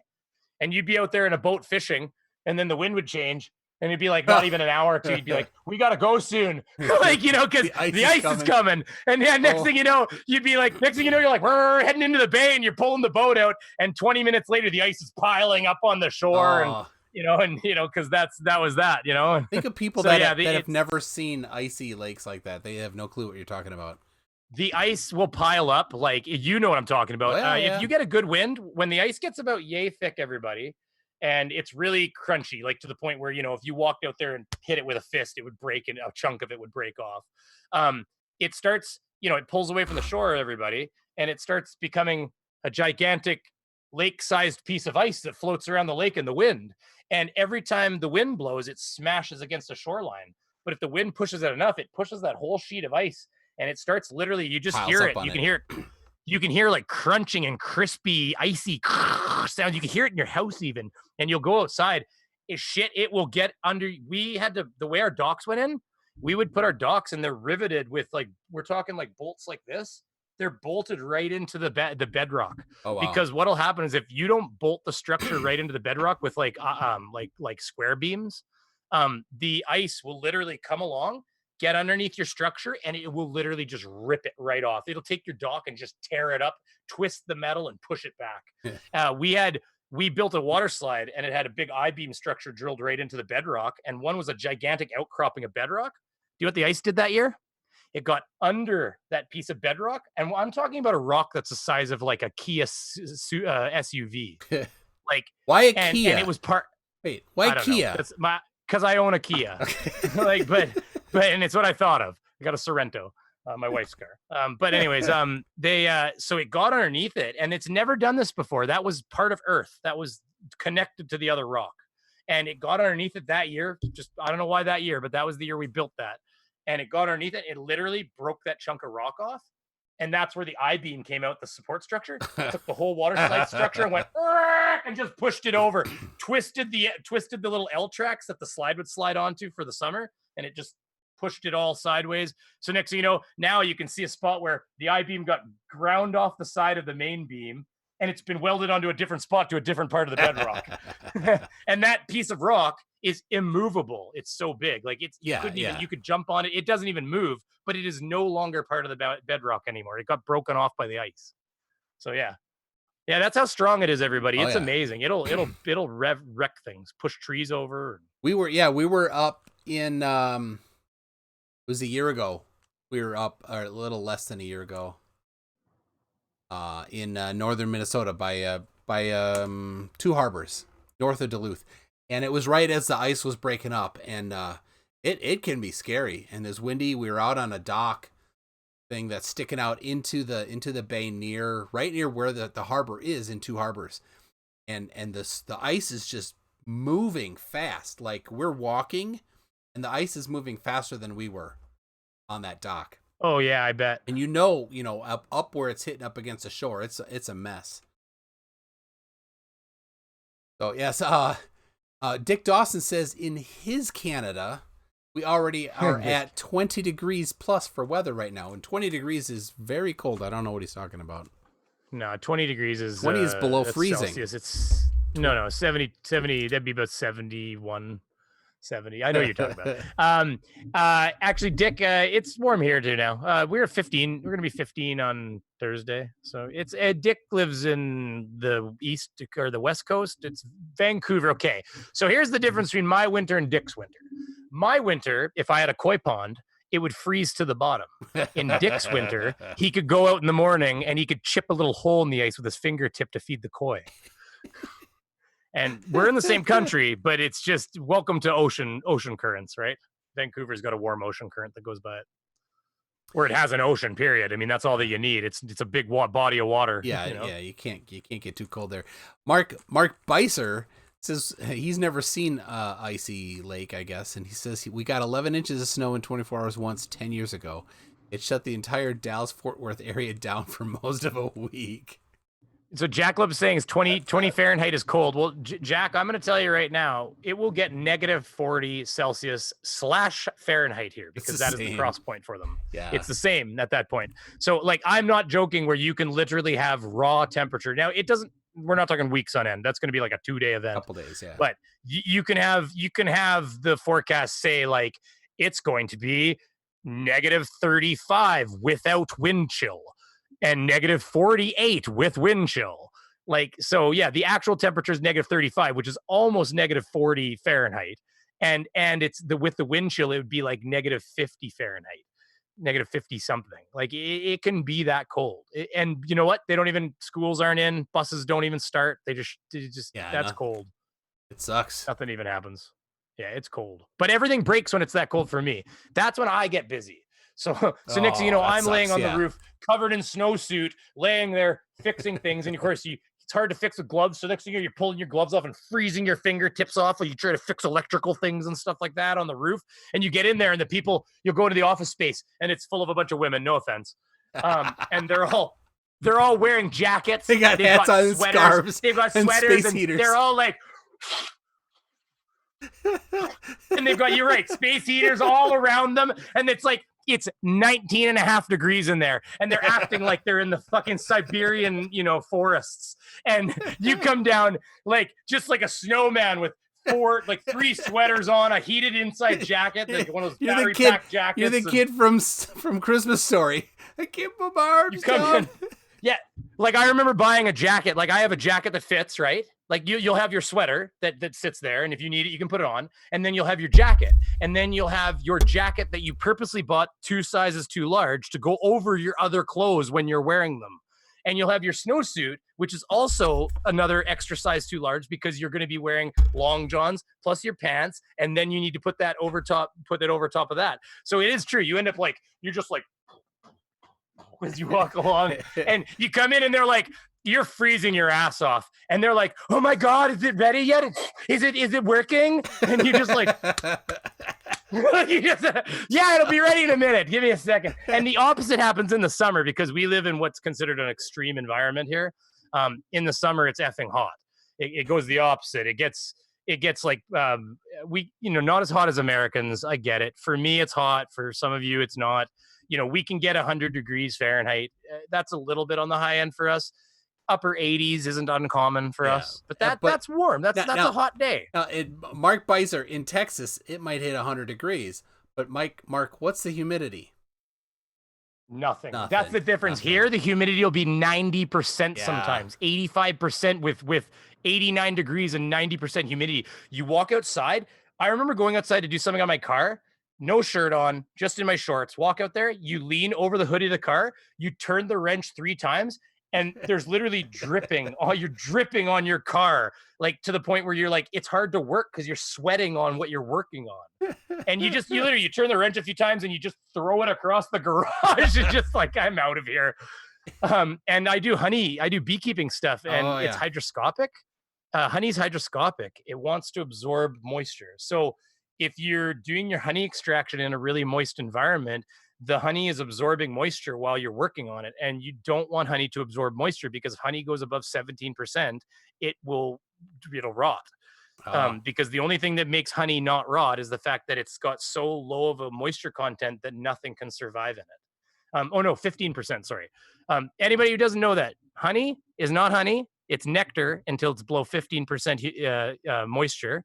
And the bees do that by drying it and stirring it. But if you, as long as it's below 15%, honey will last forever. It'll never go bad. It's the only food on earth that never goes bad, because nothing can survive the botulism spores that naturally occur in most things. Anything, no spores, fungus, it can't germinate under 15% moisture. So it's inert. It's crazy, eh? It's hard to believe. So, all right, we got Jackalope Hardmaster. Happy Now Brainy Beaver says for $5, Brainy Beaver makes any stream way more entertaining. This is true. That's what I like to hear. Yes. Let's see. Mark Beiser says, when it's in the 90s, our humidity is fairly high, dew points over 70 degrees. It's dry when it's like 105 plus. So that's hot. And I don't care. You know what though? Go ahead. Oh, that's terrible. Yeah. But I gotta say, the stupid beard McGee says honey is bee vomit. Yeah. I mean, they slurp it up and spit it out. Yep. Slurp it up and spit it out and stir it a bunch of times with their tongue and then slurp it up and spit it out. And yeah, you're not wrong. It's delicious bee vomit though. Bees vomit good stuff. Okay, so I'll tell you something that happens in the spring. So, okay, right now that we're there. So let's say Thursday is going to be 15 degrees. It'll be a great day to go visit the hives, make sure they've got lots of food and everything. I'll probably make them more sugar syrup tomorrow.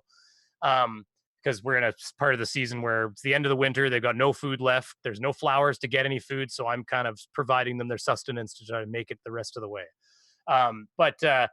Okay, so you'll go to the hives and you've got 10 hives, let's say, and they all start pouring out. It's a warm day. So they've been in there all winter. They're full of shit. No pun intended. Like they're literally full of it. And they will all start, like a bunch of them will fly out of the hives and they just do this. They just fly big circles. A lot of these bees have never left the hive. They've born in there. They've never even left the hive before. They fly in big circles because they don't know where they don't know where they are, but they're going for a bathroom break. And if you stand, because I got to go service these bees. So you'll be out there on the first warm day and it is literally raining bee shit. I mean it okay, so let's say a warm day happened and there's still snow on the ground and I go there today. Like say it happened today and I go there at the end of the day after it's gotten a little cooler. The bees have all gone back inside. The snow will be brown. All of it, it's like a yellow brown. It's like a honey poo brown. And it literally, it's just like you can go like this. Wait. You go like this and it'll speckle. The poo is also honey? Well, it's made of honey. That's all they've been eating. So yeah, the poo is honey. It's honey poo. I wouldn't eat it. But yeah, so it's try some weed to control it. Hey, I will. Don't worry. I did that fast, so it wasn't. Don't worry, Malty. I've got drugs and drugs. I've got pharmaceuticals and street cannabis. Hey, Malty, I'm in a freer country than you. I'm allowed to. Sorry. I'm just So yeah. So do you harvest the wax too? Or do you I do. I got a candle right here that I made. There you go. The only thing, the bottom's dirty as shit. That's from my dirty ass counter.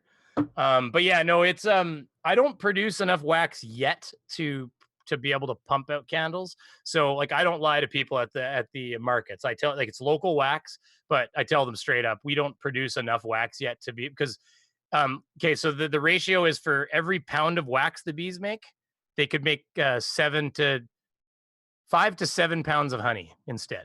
That's how much energy it takes to make wax versus honey. So yeah. I, as the beekeeper, don't really want them to make wax if I can help it, because they're wasting energy making wax when they could be making honey, and I can sell that honey for a lot of money. So what I do is I reuse the combs, and I practice the style of beekeeping that is, where we cut the capping away and we spin it out, and then I give them. I don't do like whole comb, where people cut whole comb and stuff out or crush. There's the other way is like you take the comb and you crush it to get the honey out. The problem is it's like you got to have to rebuild the wax then. Exactly. And it's like me telling you to store all the shit on your walls. And then as soon as I remove all the stuff from the walls, not only am I going to remove the stuff from the walls, I'm going to tear your wall down. And then I need you to restore stuff on these walls. But before you can do that, you need to now build a new effing wall, a new wall, because working on it. You need to build a new wall because I took your wall down. So essentially, you're just creating way more work for your bees. So what you try to do is you try to just take the capping, you spin out the honey, you put those combs back in the hives, and then they just fill them back up and then cap it again.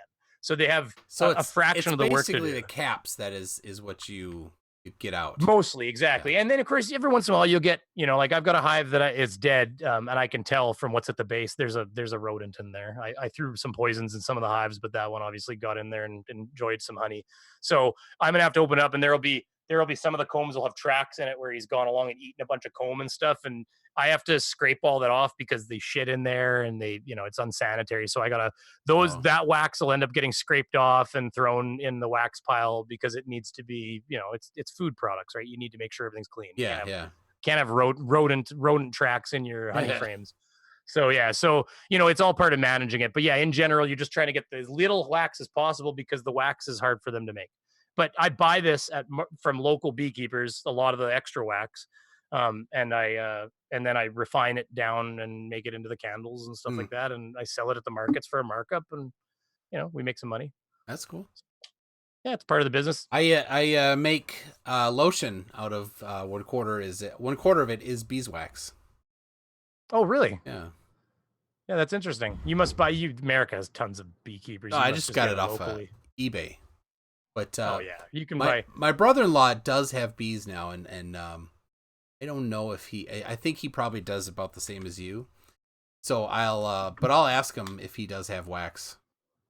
Well, because when we do lip balms too, I'm pretty sure I have a lip balm around here somewhere. But anyways, we do lip balms too, and they use just a little bit of wax, but it's this wax right here. It's a different kind. It's like this.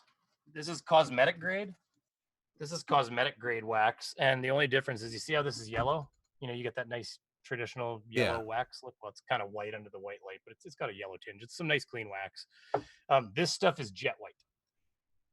See, like that's the same. That's the same wax. A little dirty on the one side, but yeah, it's the same. It's hard to tell on that, but this one is literally white, like white. And what it is they carbon filtered this one, so they put it right through a charcoal filter and everything. So really, like, this is pure beeswax. The reason that these are yellow, well, two things can happen. If they burn the wax, if you heat it up too much, it starts browning, and it also loses a bit of its scent. I use an induction top because the induction tops are really good at controlling the temperature better. So then you can just set a temperature. But the white stuff like this, you use it for lip balms and stuff like that because this actually has honey. That's what makes it yellow and stuff. And it's the actual honey, yeah. Nice smell too, is because it's actually got like honey that's left over from extracting and stuff, and it gives it its yellow and everything. There's propolis, a little bit of propolis makes it in here, all the things that come with the bees, right? But this stuff is just straight wax. It's literally just like the essence of what it's made of. So you use this stuff when you're doing like lip balms, and if you're doing like like like hand cream things and stuff like that. Everything you use the cosmetic grade stuff.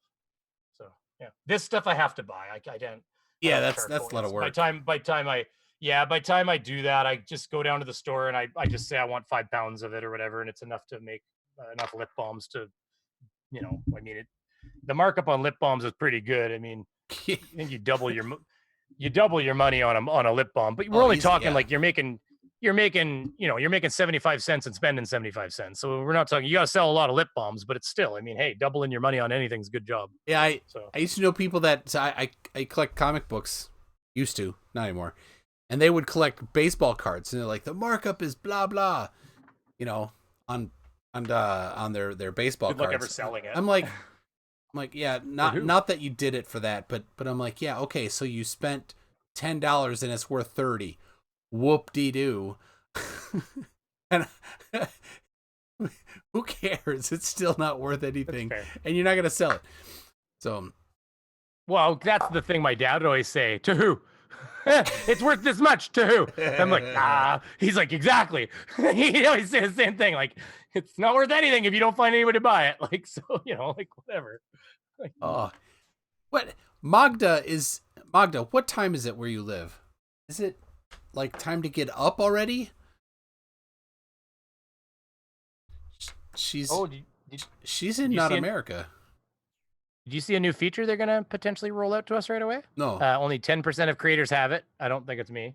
The new feature is they're going to start telling us when our subscribers are active. When our subscribers are active, like when they're online and stuff. When they're the most online, it'll keep track of when all of your subscribers that have subscribed to you are generally online, and it'll give you a synopsis of when your high traffic points of your week are for your subscriber base. So like that way you can be like, holy shit, if I started streaming on Thursday, apparently all of my subscribers are watching Thursday or whatever, as an example. So you can try to target your subs a little bit better and try to give them better content when they're on, like give them the content when they're available. Yeah, that's cool. That's why you don't get as many people going, damn it, I missed this one, right? Because then you could be like, well, statistically, the most people were ready. I don't know, but it's gonna be nice. Did you get self-certification? You said there was another step when you went to upload a video. Yeah, when the last time I uploaded a video, there was a thing. It appears, right? Yeah, let me choose and say, yes, there's swears. No, there isn't. There's this many swears. No, not that. It was the topics. It was the topic is this. Topic is this. So the last video I uploaded was on 5G and the COVID-19, right? And this stupid claim that that 5G causes COVID-19, and so the hair dryer. so yeah, so there's a whole bunch of topics. It's like this, it contains this, it contains that, right? So you can do a checkbox, and I'm like, oh well, it contains that, and I check that, and it goes, you can be monetized. All right, good. So they still flagged it, and but you can ask for. They said that when that happens, though, they said absolutely ask for a review. See what they said. So that is what that is. I think that's the self-certification. Because was it when you uploaded it, it appeared the extra option because it showed that they showed it. It's like what was it? No, it's right after you pick monetize or not monetize. Yes. So when you say yes, monetize, all of a sudden it went pink. It was an extra option that showed up. And that's when you go down and start. That is self-certification. Okay. So okay. you are self-certifying. Now here's the thing. They said like if you do think it fits policies, and if you honestly think it does, then submit it that way. They said if it gets flagged still, then hit the review button. Yeah, and I did. The AI, and the AI is going to be. They said the AI will be using that going forward to try to also reassess itself on how. I suppose so. Yeah, if I say it's okay and their auto system says it's not, but then on manual review they say it's okay, then they trust me. Yeah. Then it actually tags as a trust. You were actually right because under review they said now.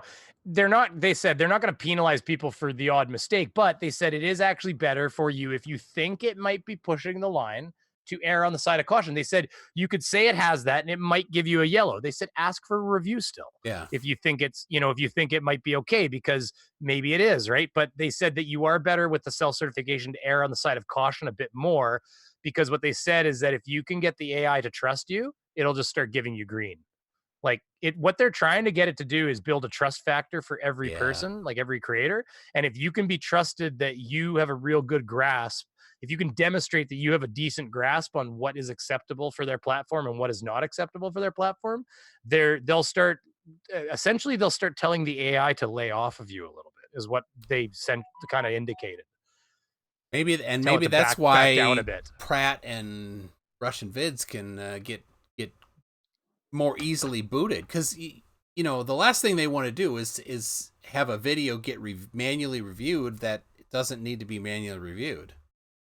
Well, yeah, and so what's happened is those guys, for all you know, those guys have been asking for a manual. Well, now I ask for a manual review on every one too, but that's because most of my videos do meet this. Yeah. And then I pass 99% of the reviews I ask for. I pass. There's only the odd one, and the only one I didn't ask for a review for recently was the Flat Earth Fokker one, where he went around to the different hospitals on the live stream. And I showed it on my live stream because I'm like, it's all 5G and coronavirus. I was like, fuck it, just leave it yellow language. I was like, just leave it. I'm trying. I'm sorry. It's the end of the day. My drugs are wearing out. The walls are coming down in my brain. That's what's happening. But yeah, no, that's what. And that one I left yellow because they've said, you know how it is with YouTube. They talk pretty cagey. They don't like to give. They don't tell you anything. Yeah. And I get it. They are afraid that if people know too much about how the AI actually works, you'd be able to game it.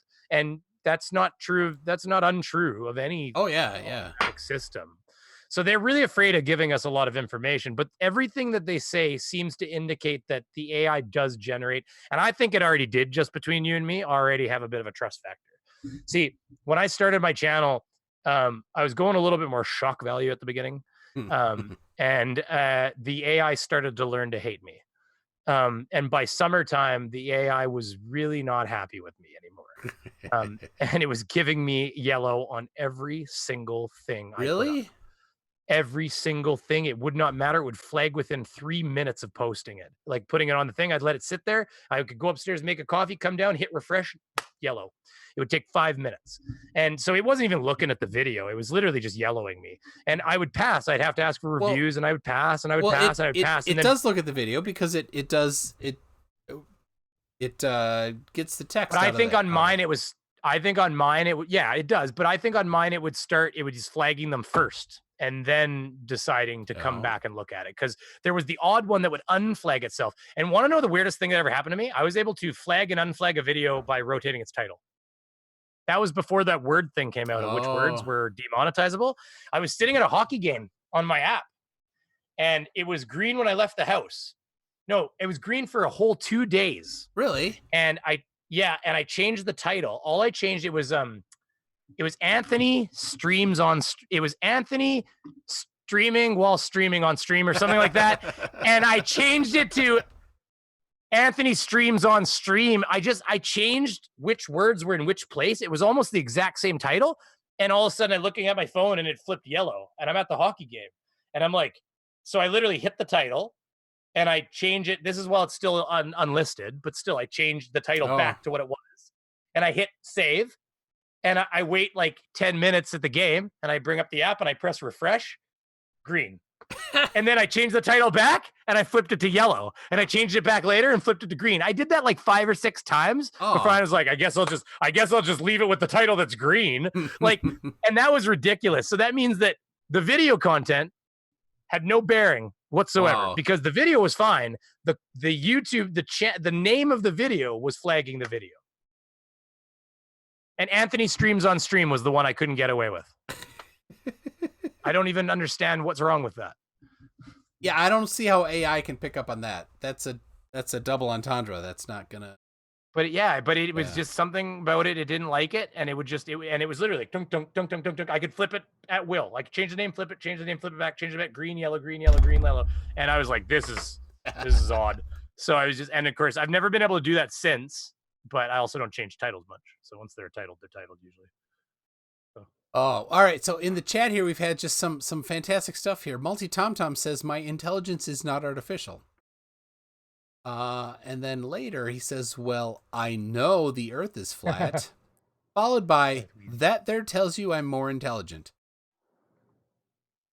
No.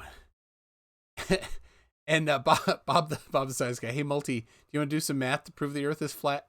Wait, prove the flat Earth. And Multi Tom, Dr. Bob, I hate math. So do all flurfs. I mean, you don't have to be a fan of math. I mean, let's face it, math can be. Bob you know goes, what I mean? Like, I hated math when I was at school too, because I had to do pages and pages of the shit. I mean, I'm gonna tell you right now, my questions for a walk-in box, they'd give you a foolscap piece of white paper, and I remember like one question, you had to do math, and then more, you had to do like an equation plus another equation, another equation, another equation. You'd have to like do equations on the back of the paper, and then you'd take all the answers from all of these different equations that you did, and you'd use them in the final equation. And by the time they'd give you one goddamn piece of paper in the red seal, and you'd use it for one question, and you'd be like, I need another piece of paper. Like, I'm like, just give me a stack of paper, please. Come on. Oh, I hated it. So, all right. So Bob goes, you can't do math. Even to prove the flat Earth. Multi Tom, I know how to add up when I go to the shop. 2 + 3 = 6. I think he's obviously, yeah, he's good. Yeah, good. Hey, listen. Good on you, Multi. I mean, hey, this is what we're talking about. Just be a sport with us, Multi. Darth Weezius goes, Bob, wait for the math don't exist type answer. And well, he said math is a construct. It's right there. Oh my God. Did he beat him too at that? I don't know. Did he? Oh, math is a construct. And Stringer News 1, speaking to, I think, your Anthony title, what is wrong with water sports? Too much information, Stringer. We don't need. I actually personally think Multi Tom's one of our best subscribers. Is he in yours too? Hey. Oh, he has been. Yeah. He's a loyal subscriber, Multi Tom. I love having him. He gives great for some view time. Oh yeah. Oh, Bob goes, that's why you never be a scientist. So stay in your wheelhouse. Scientists. Darth Weezius was saying he has a Chinese keyboard that has like letters that are in the wrong spot. Like they didn't even make the keyboard right. That's what he's saying. Oh, Multi. Scientists just parrot stuff from science books. No. As opposed to parroting stuff from YouTube channels. Obviously, Multi Tom, you don't have a clue because that's not how it works. Oh. You know what? It's funny. Have you had the case? So McToon, have you had the one where they jump on your, like you leave a comment somewhere, or it could even be on your own channel, and they leave that whole comment of don't listen to MC Toon. He knows, is it McToon or MC Toon? MC. I'm the rapper, yo. Yo, yeah, that's what I thought. Okay, so they don't listen to MC Toon. He is a known liar. He has been caught lying on multiple occasions. Have you got that one? Because they leave that one on I've leave seen. that same comment on Fight's channel, on mine, and it's like a cookie cutter. It's like they pulled it off of something where they're like, just leave this comment. Like, it's weird. Yeah, they have. He's an unashamed shill. They use the word unashamed. Oh, I've not got that one. Wow. Yeah, this is Brainy Beaver is an unashamed shill. Oh, here, I've got that comment for you. Here's the deal. If do that, if you think I'm a shill, I'm not.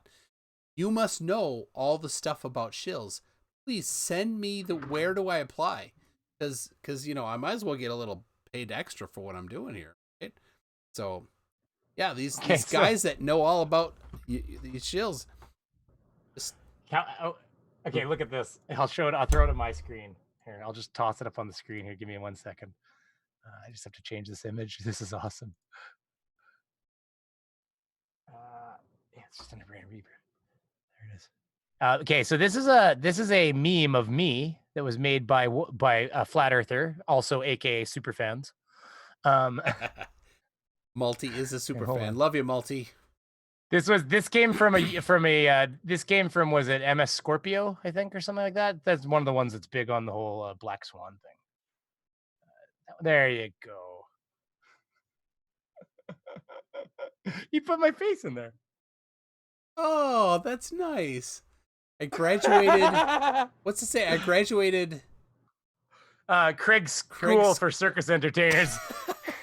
It's got, it says there, you see, it's got my quote. I just want to know if I'm whipping a child mentally or not, which I'm like, do you guys know how to make memes? That comment was directed at you. I think he just like, I said, yeah, that's a comment I made. I believe it's true.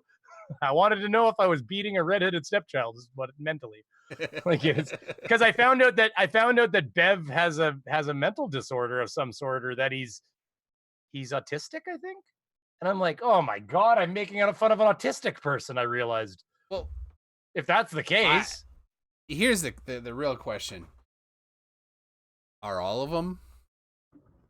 Possibly, because we've all got mental problems. Yeah, we all do. Really, we all are in some way. Or everything's a spectrum, right? But here's the deal: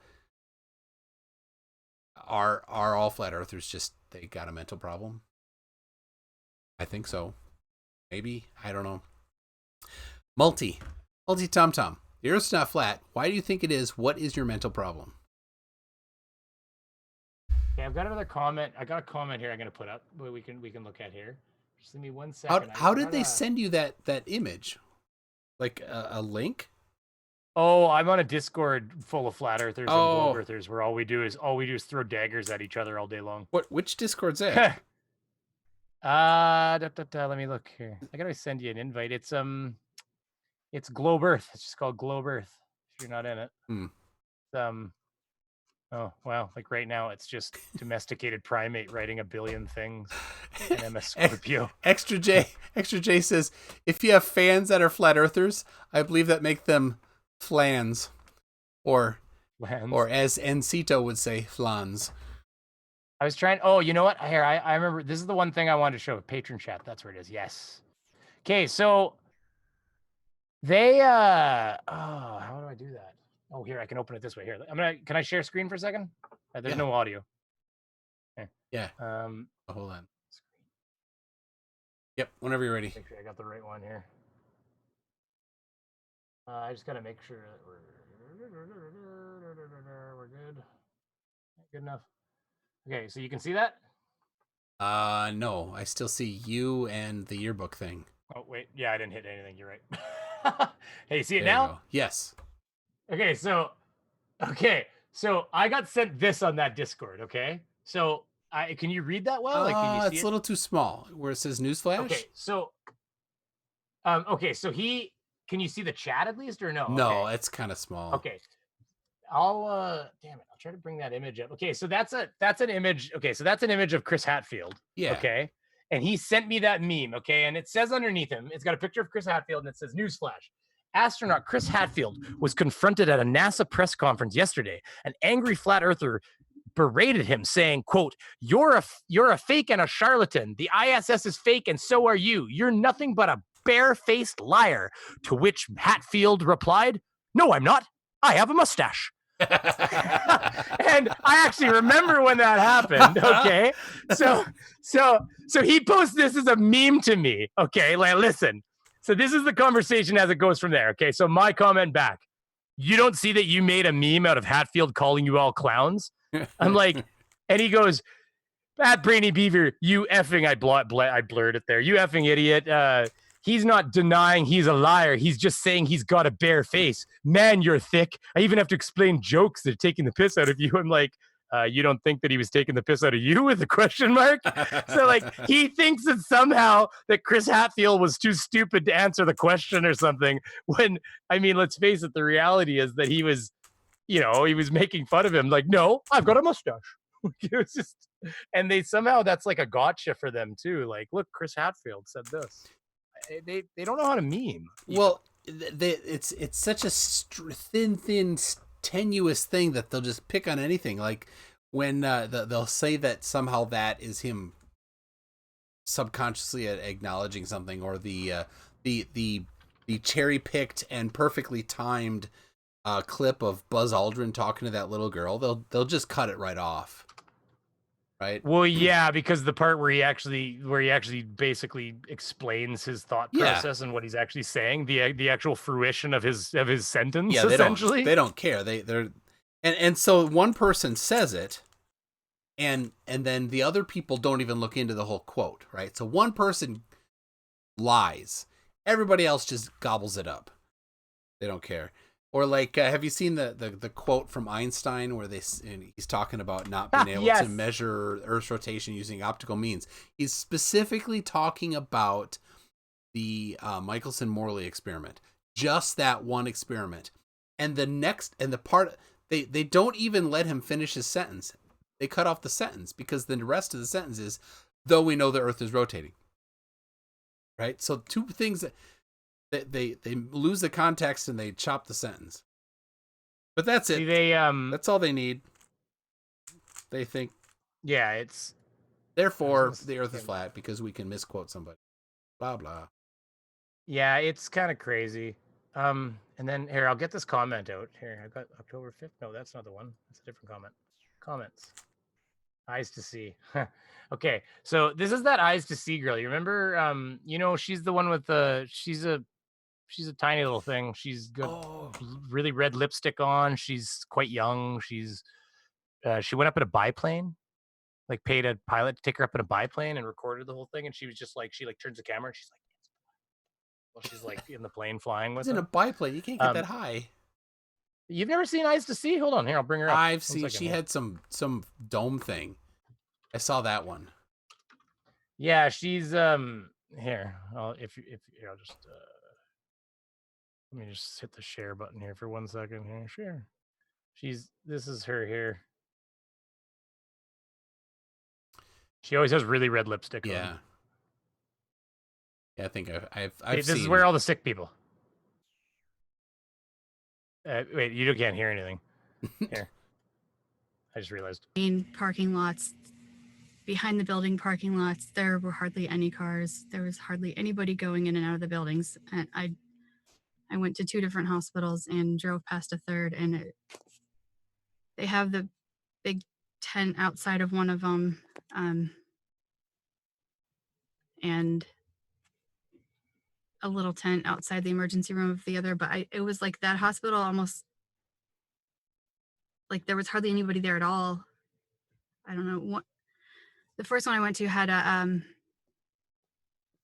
a camouflage Jeep, like military looking. I don't know if that's just for intimidation or something. And police outside the doors, they were making people go in the tent first. But I mean, speed up, girl. Where's all the sick people? Like, goddamn. Anyways, yeah. So she had that video there. Okay. So then I left a comment, and I said to her, I have the image right here. I think I can. Yeah, it's gonna make it too small. I can bring it up on here. That'll actually make it bigger. But anyways, so she says, it's right in comments here. Brainy Beaver. Got to go through my comments. Got to find the right folder. You know how that works. Lots of folders. Oh yeah, it's just a mess. Comments. Oh, it was there, and then I screwed up. Okay, I gotta go back up. Comments. It's in this damn folder. There it is. Comments. Comments. There it is. No. Damn it. I don't know. Apparently, I've got too many folders. Where's this? Comments. Oh, streaming resources. Sorry, it's under streaming resources. Streaming resources. Why do I have so many folders? Streaming resources. There you are. Now comments. Where are my folders? There we go. Comments. See. Oh, this is the worst thing in the world, everybody, when this is just how you're. Okay, so that's it right there then. Comments. Okay. I got 2 comments folders, so this has got to be cleaned up. Like that's what the problem is. That's what happened there. That's what happened there. Okay, so I got the first one here, and I'll just put it on the screen here. So I think that's the video actually I commented this on. And I said, Sai, it makes me sad where there's people this inferior. First of all, depending on where you live, they're not sick people yet. For instance, Fokker in Vancouver. Well, Vancouver is like 1,000 sick people at that time. Yeah. But the bed capacity there is probably several thousand. Most people with COVID can recover at home, meaning the only 20% of severe and critical in hospital. This would mean Fokker was looking for like 200 people spread out over a dozen healthcare facilities in a metropolitan area. His inability to see them is because that there aren't that many yet.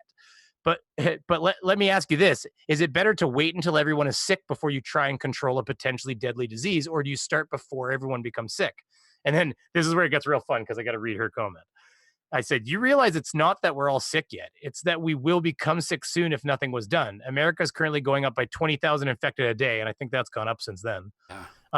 That's just what's being caught. I said, kiss your grandmas, or don't if you've been out in society. She might not make it. Like I said, like the 10,000 plus Italians that have succumbed already, mass graves. And so you should see what she says. Okay, so she takes this to a whole nother level. And then this is where the unashamed thing comes in. See, are you kidding me? Did you just tell me to give my grandma a death sentence? How can you say something like that? I'm like, so see, and here's his comment. Look at, so this is the one right here. Look at, this is the comment. I've had this before. Eyes to see. Do not listen to this fat, lying clown, Brainy Beaver. He is an unashamed paid shill. He has been caught lying on several channels. And then, so I said, I think you're going a bit extreme with your interpretation, like to her. I said, if she got it from you, yeah, you did possibly. So anyways, in the last comment, I got the last one on the string here, is number 3. And then I said a comment to him, and I said, also channel with 2 N's to him. Look at channel with 2 N's. Well, he spelled channel with 1 N, so I was just digging at him because they hate it. They just, because I knew he'd jump on it. I just thought it was funny. And he's like, okay, what channels? 2 N's in brackets, non sequitur, science or satire, FTFE. Because I said citation needed. I said, what channels have I been caught lying on? And have now look at have ye told so much lies that ye cannot remember them? I said, he's talking in Old English. He's got ye's in there. Or is that is that Scottish? Like, is there actually a denomination that would talk like that in text? I don't know. That's weird. Is he consistent like that? Oh. See, have ye told so much lies that ye cannot remember? I mean, he did it twice in a row in the same sentence. Yeah. It can't be a typo. It's very odd. I said the next comment to him was, God, I said, stop with the Old English. You're killing me. But he said, would not your time be better spent taking some exercise rather than sitting on your fat, pudgy arse? I said, actually, that's right. I told him I'd read it in Old English after that. Sorry, here we have to. Would your time not be better spent taking some exercise rather than sitting on your fat, pudgy arse? I exercise every day, sir, and have a very physically demanding occupation coupled with a sound nutrition plan. I likely earn at least 4 times than you do. Who's dumb now, Lardo? So now that we got that, I had to. I told him when I had the ye's in there, I'd read it back in Old English for him. I probably got some other thing in there. I don't know if that was English or Scottish or something. I mixed something else in there, I'm sure. But Stringer News 1 says, remember they're illiterate. They use speech to text usually. That's actually a good freaking point. Actually, you're right. He might have. Actually, that's a solid point. I never thought about that. Think about Dell. Dell, he says ye. You're right. He does. No, but that's why I thought maybe it was Scottish. You know what? That's why I said maybe it's Scottish. It's still funny to me. Oh. Still not how it's spelled. You're right. He texts to speech that. That's what happened. I wonder if let's see, I got any Dell. That's probably why it was all screwed up with the grammar too. Like it was. Yes. It had. Nice one. Go ahead. I got Dell. I got Dell saying ye. Hold on. Ye. All right, listen close to this. Dell just points at things. All right, here we go. Hold on. It's only 4 seconds. All right, starting now. Listen close to this. Dell just points at things. Nice one, McToon. All right, here we go. Hold on. It's only 4 seconds. Ah, all right, it's looping back on me. Dell just points at things. Oh, that's my fault. That's my fault. Shit. That's my fault. I did that. My bad. All right. Okay, that's the fun. That's the fun of voice meter. Sorry. Okay, here you go. Nice one, McToon. Good on you. There it is. It's a little hard to pick up, but did you catch it? Yeah. No, you're right. Actually, because that's why I thought about it. I was like, maybe that was Scottish or something. Maybe it's a Bible thing. Yeah, it's possible. It could be. It could be a Bible thing. There are some people that think that King James English is the only allowed and perfect English. Seriously. Why has no one mentioned that Beaver's lost some weight? Social distancing has done some good. Hey, I'll be honest with you. When I had my wife and I having a few issues, I've not been eating a lot in the last little while. I've been eating, but it does a number on your appetite. Let's put it that way. But I might have been losing weight before that. I'll be honest with you. I got a puffy. I'm kind of like was it the woolly mammoth in Ice Age? I'm all puffy. I'm all puffy normally on top. So like it's like my hair does. Like when it's not, because I took a trimmer to it, right? So when it's not like that, it does kind of puff my head out a bit, and do you get kind of gives me, and then you get the sides? Do they stick out like the clown look? Well, yeah, because like it kind of like the clown image, but no, like because what I'll do is they'll actually build out a little bit around my head, and it makes it so my head looks bigger, and I've already got a kind of a big head, and then if I let the beard grow a little bit, it just kind of makes me look bigger, and then as soon as I shave it down, I just suddenly look like a different person like this every time. So, but I think I am down weight. I haven't weighed myself. I'll be honest with you. I haven't. We've been going on lots of walks, and but I've also been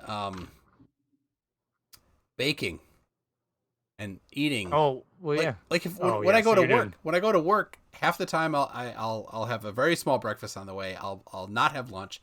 I'll come home and have dinner. But now I'm here 3 meals a day. So there we go. Well, you know what? If you want some, if you just shake a little relationship problem on top of there, you probably won't eat so much. I'll take a pass on that. He's like, I'm okay. I'm okay. Yeah, don't get me wrong. Yeah, exactly. But the thing is, it's really hard because I'm alone right now. She got stuck. This is separate of that, actually. They'd be back here by now, but she went down to visit grandfather with my kids, her and the kids. To visit her grandfather. I would have went, but it costing $1,200 frickin' dollars or $1,000 for a round trip ticket. That's an extra $1,000, and plus she, truth be told, her grandfather's, was going to be coming out of surgery, and he's a bit of a harsh man as it is, and she's like, you probably don't want to be anywhere near him. I'm like, probably not. So she was on board with me not going and everything, but yeah, they got stuck down there because it kind of went crazy while they were down there for a week and a half. And then by the time it was time to come back, they were really not keen on flying. Yeah, they got to drive now. Well, actually, they're flying on Thursday. Really? So, but you're not. There's a lot. Like honestly, the airports are probably one of the safest places in the country now, because they're restricting. Like you're not allowed to get on a plane coming to Canada if you even have like a wince of like to the point where they started threatening penalties to the airlines that if they didn't strictly enforce that you can't get on the plane with a sniffle even. Yeah. And so you're not allowed to come in, and there's only like 3 airports in all of Canada that you can fly into from outside the country right now. And they're sanitizing the shit out of them as they, as people come through. And now, as of just the other day, you're no longer allowed to ride on public transport. I think any public transport in Canada without a mask now. So even I'd sent that message to my wife, and she said, yeah, a friend of ours is making masks for the kids and stuff to wear. And I mean, good luck keeping a mask on a 3-year-old little girl, but you got to do what you got to do. Yeah. But they'll come back on Thursday, and then unfortunately I have to quarantine with them for 14 days as well here after that, because they're going to be getting off a plane from Southern Ontario. I'm going to rub and dub with them, hug my kids and stuff. Yeah. And then I've been contaminated technically. So I have to, Thursday morning before I got to pick them up at the airport, I got to go to the grocery store and buy 2 weeks milk and hot dogs and buy a bunch of stuff. And my neighbors, I told them what's happening. So, if I absolutely need something, if we need something, I can call them. But yeah, we got to do the whole can't go to the store and stuff for 14 days after that. Stay home. Man. So, but where I was going with that ultimately is I've been home alone for a month and a half now, like all by myself, just me here in my element, cleaning the house. I've recoated the countertops. I've painted rooms. I cleaned the entire yard. There's nothing left I can even almost do. I've cleaned. There is not a dirty laundry in this house. I mean it. Like I found every single rag and cloth. Everything's been cleaned. And so like I'm legitimately running out of things to do here. So where I was going with that is food wise. I mean, it's kind of like being like a bachelor. I mean, do you really want to make yourself a gigantic meal just for you? Sometimes you do, but not a lot of times it's just like, that goes in the microwave because it's just, you're not worried about anybody else. So, I made spaghetti and meatballs the one night. That was about as venturous as I've gotten in the last month and a half. Other than that, it's been a lot of chicken nuggets. And then that's leftovers for 6 meals. Well, I had at least 2. Anyways. I made a portion controlled amount though, because go. I knew it was one man. Well, you do the thing with the spaghetti where like, is that too much spaghetti? Rule of thumb, probably. Like it's because spaghetti, right? You pull it like this much of it, and it's enough to kill an entire army. Oh. I don't know how long you stream or whatever. I'm good to go, but Yeah. I figure you'll probably be wrapping up soon. Yeah, I think it's time. I work tomorrow. So what's this? I work right here. She's talking to him. Right here is where I work tomorrow. Yeah, that's fair. That's got to get a bit monotonous though, right? Like, I mean, as much as it's nice at first, like a little, at first it was like a little like, oh, I get to work from home. But then, a month and something later, you're like, I get to work from home. Like, because you know what I mean? Oh, I don't. Yeah. Like psychologists are overflowing right now, eh? The therapists. Yeah, it's gotta be. They're they literally are. They're overflowing. Like they're calling up people that have retired for a few years and asking them to like they're paying for their license to be renewed so they can take on more clients and stuff like that in most places. Like it's gotten crazy. And yeah, it's all the stress and everything from people being trapped inside. And I had a friend come by, a neighbor comes by, he's walking by with a beer and he stands at my fence for a few minutes, and we're talking. And he's like, I got in trouble for having a beer in my hand. I'm like, what? You're not drunk. Yeah, it was like his wife was giving him shit for having a beer in the house in the middle of the day, and I'm like, what do you got going on? He's like, nothing. I'm like, that's exactly why I don't think there's a problem there. He's like, that's what I said. So we're talking for a minute, and he cracks his beer. He starts walking away. He's like, I guess I'll go have my driveway beer now. So he's got going out to have a beer in his driveway because his wife was giving him shit for walking through the house with a beer in his hand. Which, I mean, he was sober. Like it wasn't his 5th beer. He was as sober as ever. And it was just like, apparently it's not cool to have a beer in the house. Like it's, Dude, I don't know. If I have anything, I won't drive. Right. So if I'm going to drive, I'm not going to have anything, but like, I'm like, I could get up and start drinking for breakfast. I guess I'm not going anywhere. Oh, well, I mean, I've cut back on the cannabis, so now I have like a lifetime supply because I hadn't before that. With me getting some help for my stuff or whatever, I've cut back on that heavily. I was Snoop Dogging pretty hard before that. I was keeping up with the Kardashians, if you will. You know what I mean? I was definitely. My doctor was like, "So how much are you consuming a day?" And I'm like, "It's like that's a lot. You should cut down." Yeah, maybe. But no, I've cut it down to I've had 1 hoot today and maybe have 1 later when it's a little later. But I mean, before it was just like running a train. So, I mean, I'm doing better. All right. Multi-tom-tom is always so much derp. Boris Johnson had COVID and now he's okay without any treatment. He was on oxygen in the intensive care unit. Multi-tom-tom. He couldn't breathe on his own, for crying out loud. He had a ventilator.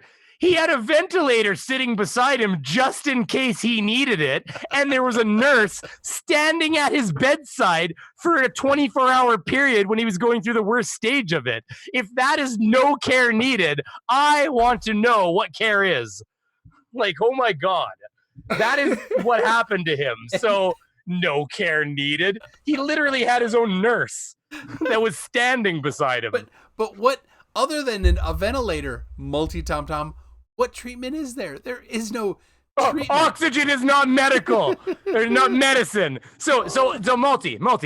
If you can't breathe, are you going to die? Oh my gosh, he's just playing. If I don't give you oxygen, are you going to die at that point? Yes, you are. Suffice to say, without medical intervention, you died. Let's put multi-tom-tom in a room with no oxygen. God. It's like Multi doesn't need, that happened a long time ago. That's why we got Multi-tom-tom. That was when he was coming out. He was breech, It was all feet. It was all feet out first. They were like, we're going to lose him. We got to pull. The heart rate was dropping. Multi was going handicapped. It was happening in a hurry. Oh, all right. Graham Price. You're right. They don't have a cure for COVID. That subject's done. Anyways, Tune, you do your thing. Yeah, you set the tone. So, yeah. Yes, I got triggered, Baron, because that was fake news that he was promoting. He didn't need any medical intervention. And then oxygen in his nose and the healthcare worker beside him. Multi-Tom, they don't have a cure for COVID. Haha. Correct. They don't have a cure. They don't have a cure for any virus. There's no virus that has a cure. They have, you can prevent it or you can fight it once you get it. Those are the two ways. It's the only ways we know. Oh. Yeah. The only way to prevent it is technically to give it to yourself. Let's face it. That's what a vaccination is. You're almost technically giving it to yourself, but in a weakened state where your body's able to take advantage of it. And then that way, when you do actually get it again, your body comes along and goes, I know this guy, crack. Yeah, it just puts the bullet in the right spot, basically. He's like, he's like, where'd it go? You're NPCs. We're NPCs. Non-player characters. Yeah. They were autonomously controlled. Who's controlling that? Like, there's no treatment. I got shown a diagram for a nano chip. Somebody was on Twitter was talking about how they're going to put the chips in us with the vaccination, and I said, tell me, where's this microchip getting its power? I saw a diagram for it. It taps into your cell or something like that. And I put a diagram up of Theranos's little patch that would detect your ailment and give you drugs. You know, that woman that multi-billion-dollar medical company that just got defunct and she's in jail forever now. Yeah. Theranos, isn't it? Or was it testing for something that? Yeah, they testing for like different diseases and all kinds of stuff. And then she had invented a patent where it was a patch that you put on, and she had a diet. They had a whole figure 1, figure 2, showing how the patch lays on the skin and it intravenously checks here and it sends to the network. And so I uploaded an image of that diagram. I said, well, this didn't work at all. And look, there's a diagram for it. I was like, she's in jail for the rest of her life now, basically. So I was like, diagrams don't mean things work. I'll draw you a picture if you want, and I'll say it's magic. It's all magic. Oh, God. Anyways, you better shut her down. I'll just keep talking. Oh, I know. All right. Well, Tom, you said you would debate me. Send me an email. Here's my email address. Thanks, Brainy. It was a lot of fun. Thank you for having me. I really appreciate it. I'm a rapid speech pattern, so I appreciate you putting up with me. Yeah, I'm a lot to bear. Cool. So you guys are always pretty good. So. I hope you have a good time with your family and stuff, and it works out well, and you patch things up. Yeah, we'll work on it. You know how it goes. I mean, right now it's a little in the air, but welcome to life. I don't think it's a unique problem for any of us. So, all right. Well, so yeah, cool. Thanks for having me as usual. Yep. If you guys haven't checked out my most recent video, which was a little while ago now, I got to work on another one right away. But I gotta say this. Out. Yeah, we like. As if any of these people watching are not currently subscribed to you, but they got to. I'm gonna grab your channel. Here it is. And I am click on that and subscribe right now. There you go, guys. And I am finding it a little bit easier to focus. I've got some medication right now, so I'm finding it a little bit easier to focus. So maybe that'll result in more productivity, because one of the problems I have is spinning my tires trying to get started. I can sit here for hours trying to start a video and it just never happens. And that's not productivity. That's not productive. So cool. So yeah, so I'm trying, everybody. And that's why I haven't done the memberships yet. I've got it ready to activate. I haven't done it yet because I want to make sure when I turn that on, I'm ready to try to provide the membership that I'm telling people I'm going to provide. I don't want people, donating to me and then not getting what they're paying for. So it's not fair. Yeah. So, but anyways, thank you for having me. Yeah, Mark was saying, hi. I just want to say this: is it quinine? Yeah, I think it's pronounced quinine. That they're not having as much luck. People are dying more than if they didn't have it. So, it sucks. Anyway, it's terrible. Yeah. Anyways, yeah. Thanks for having me, as always. Thanks for having me, audience. Everybody's great. We love you. I love you too, Peter. I love everybody. Good night. Well, he said he loves me. All right. I had to reciprocate. Well, yeah, you'd love them back. And now the flat earthers have that on a clip. Yep. Brainy Beaver loves a man. All right. All right, guys. We'll see you later. Thanks a lot. Bye.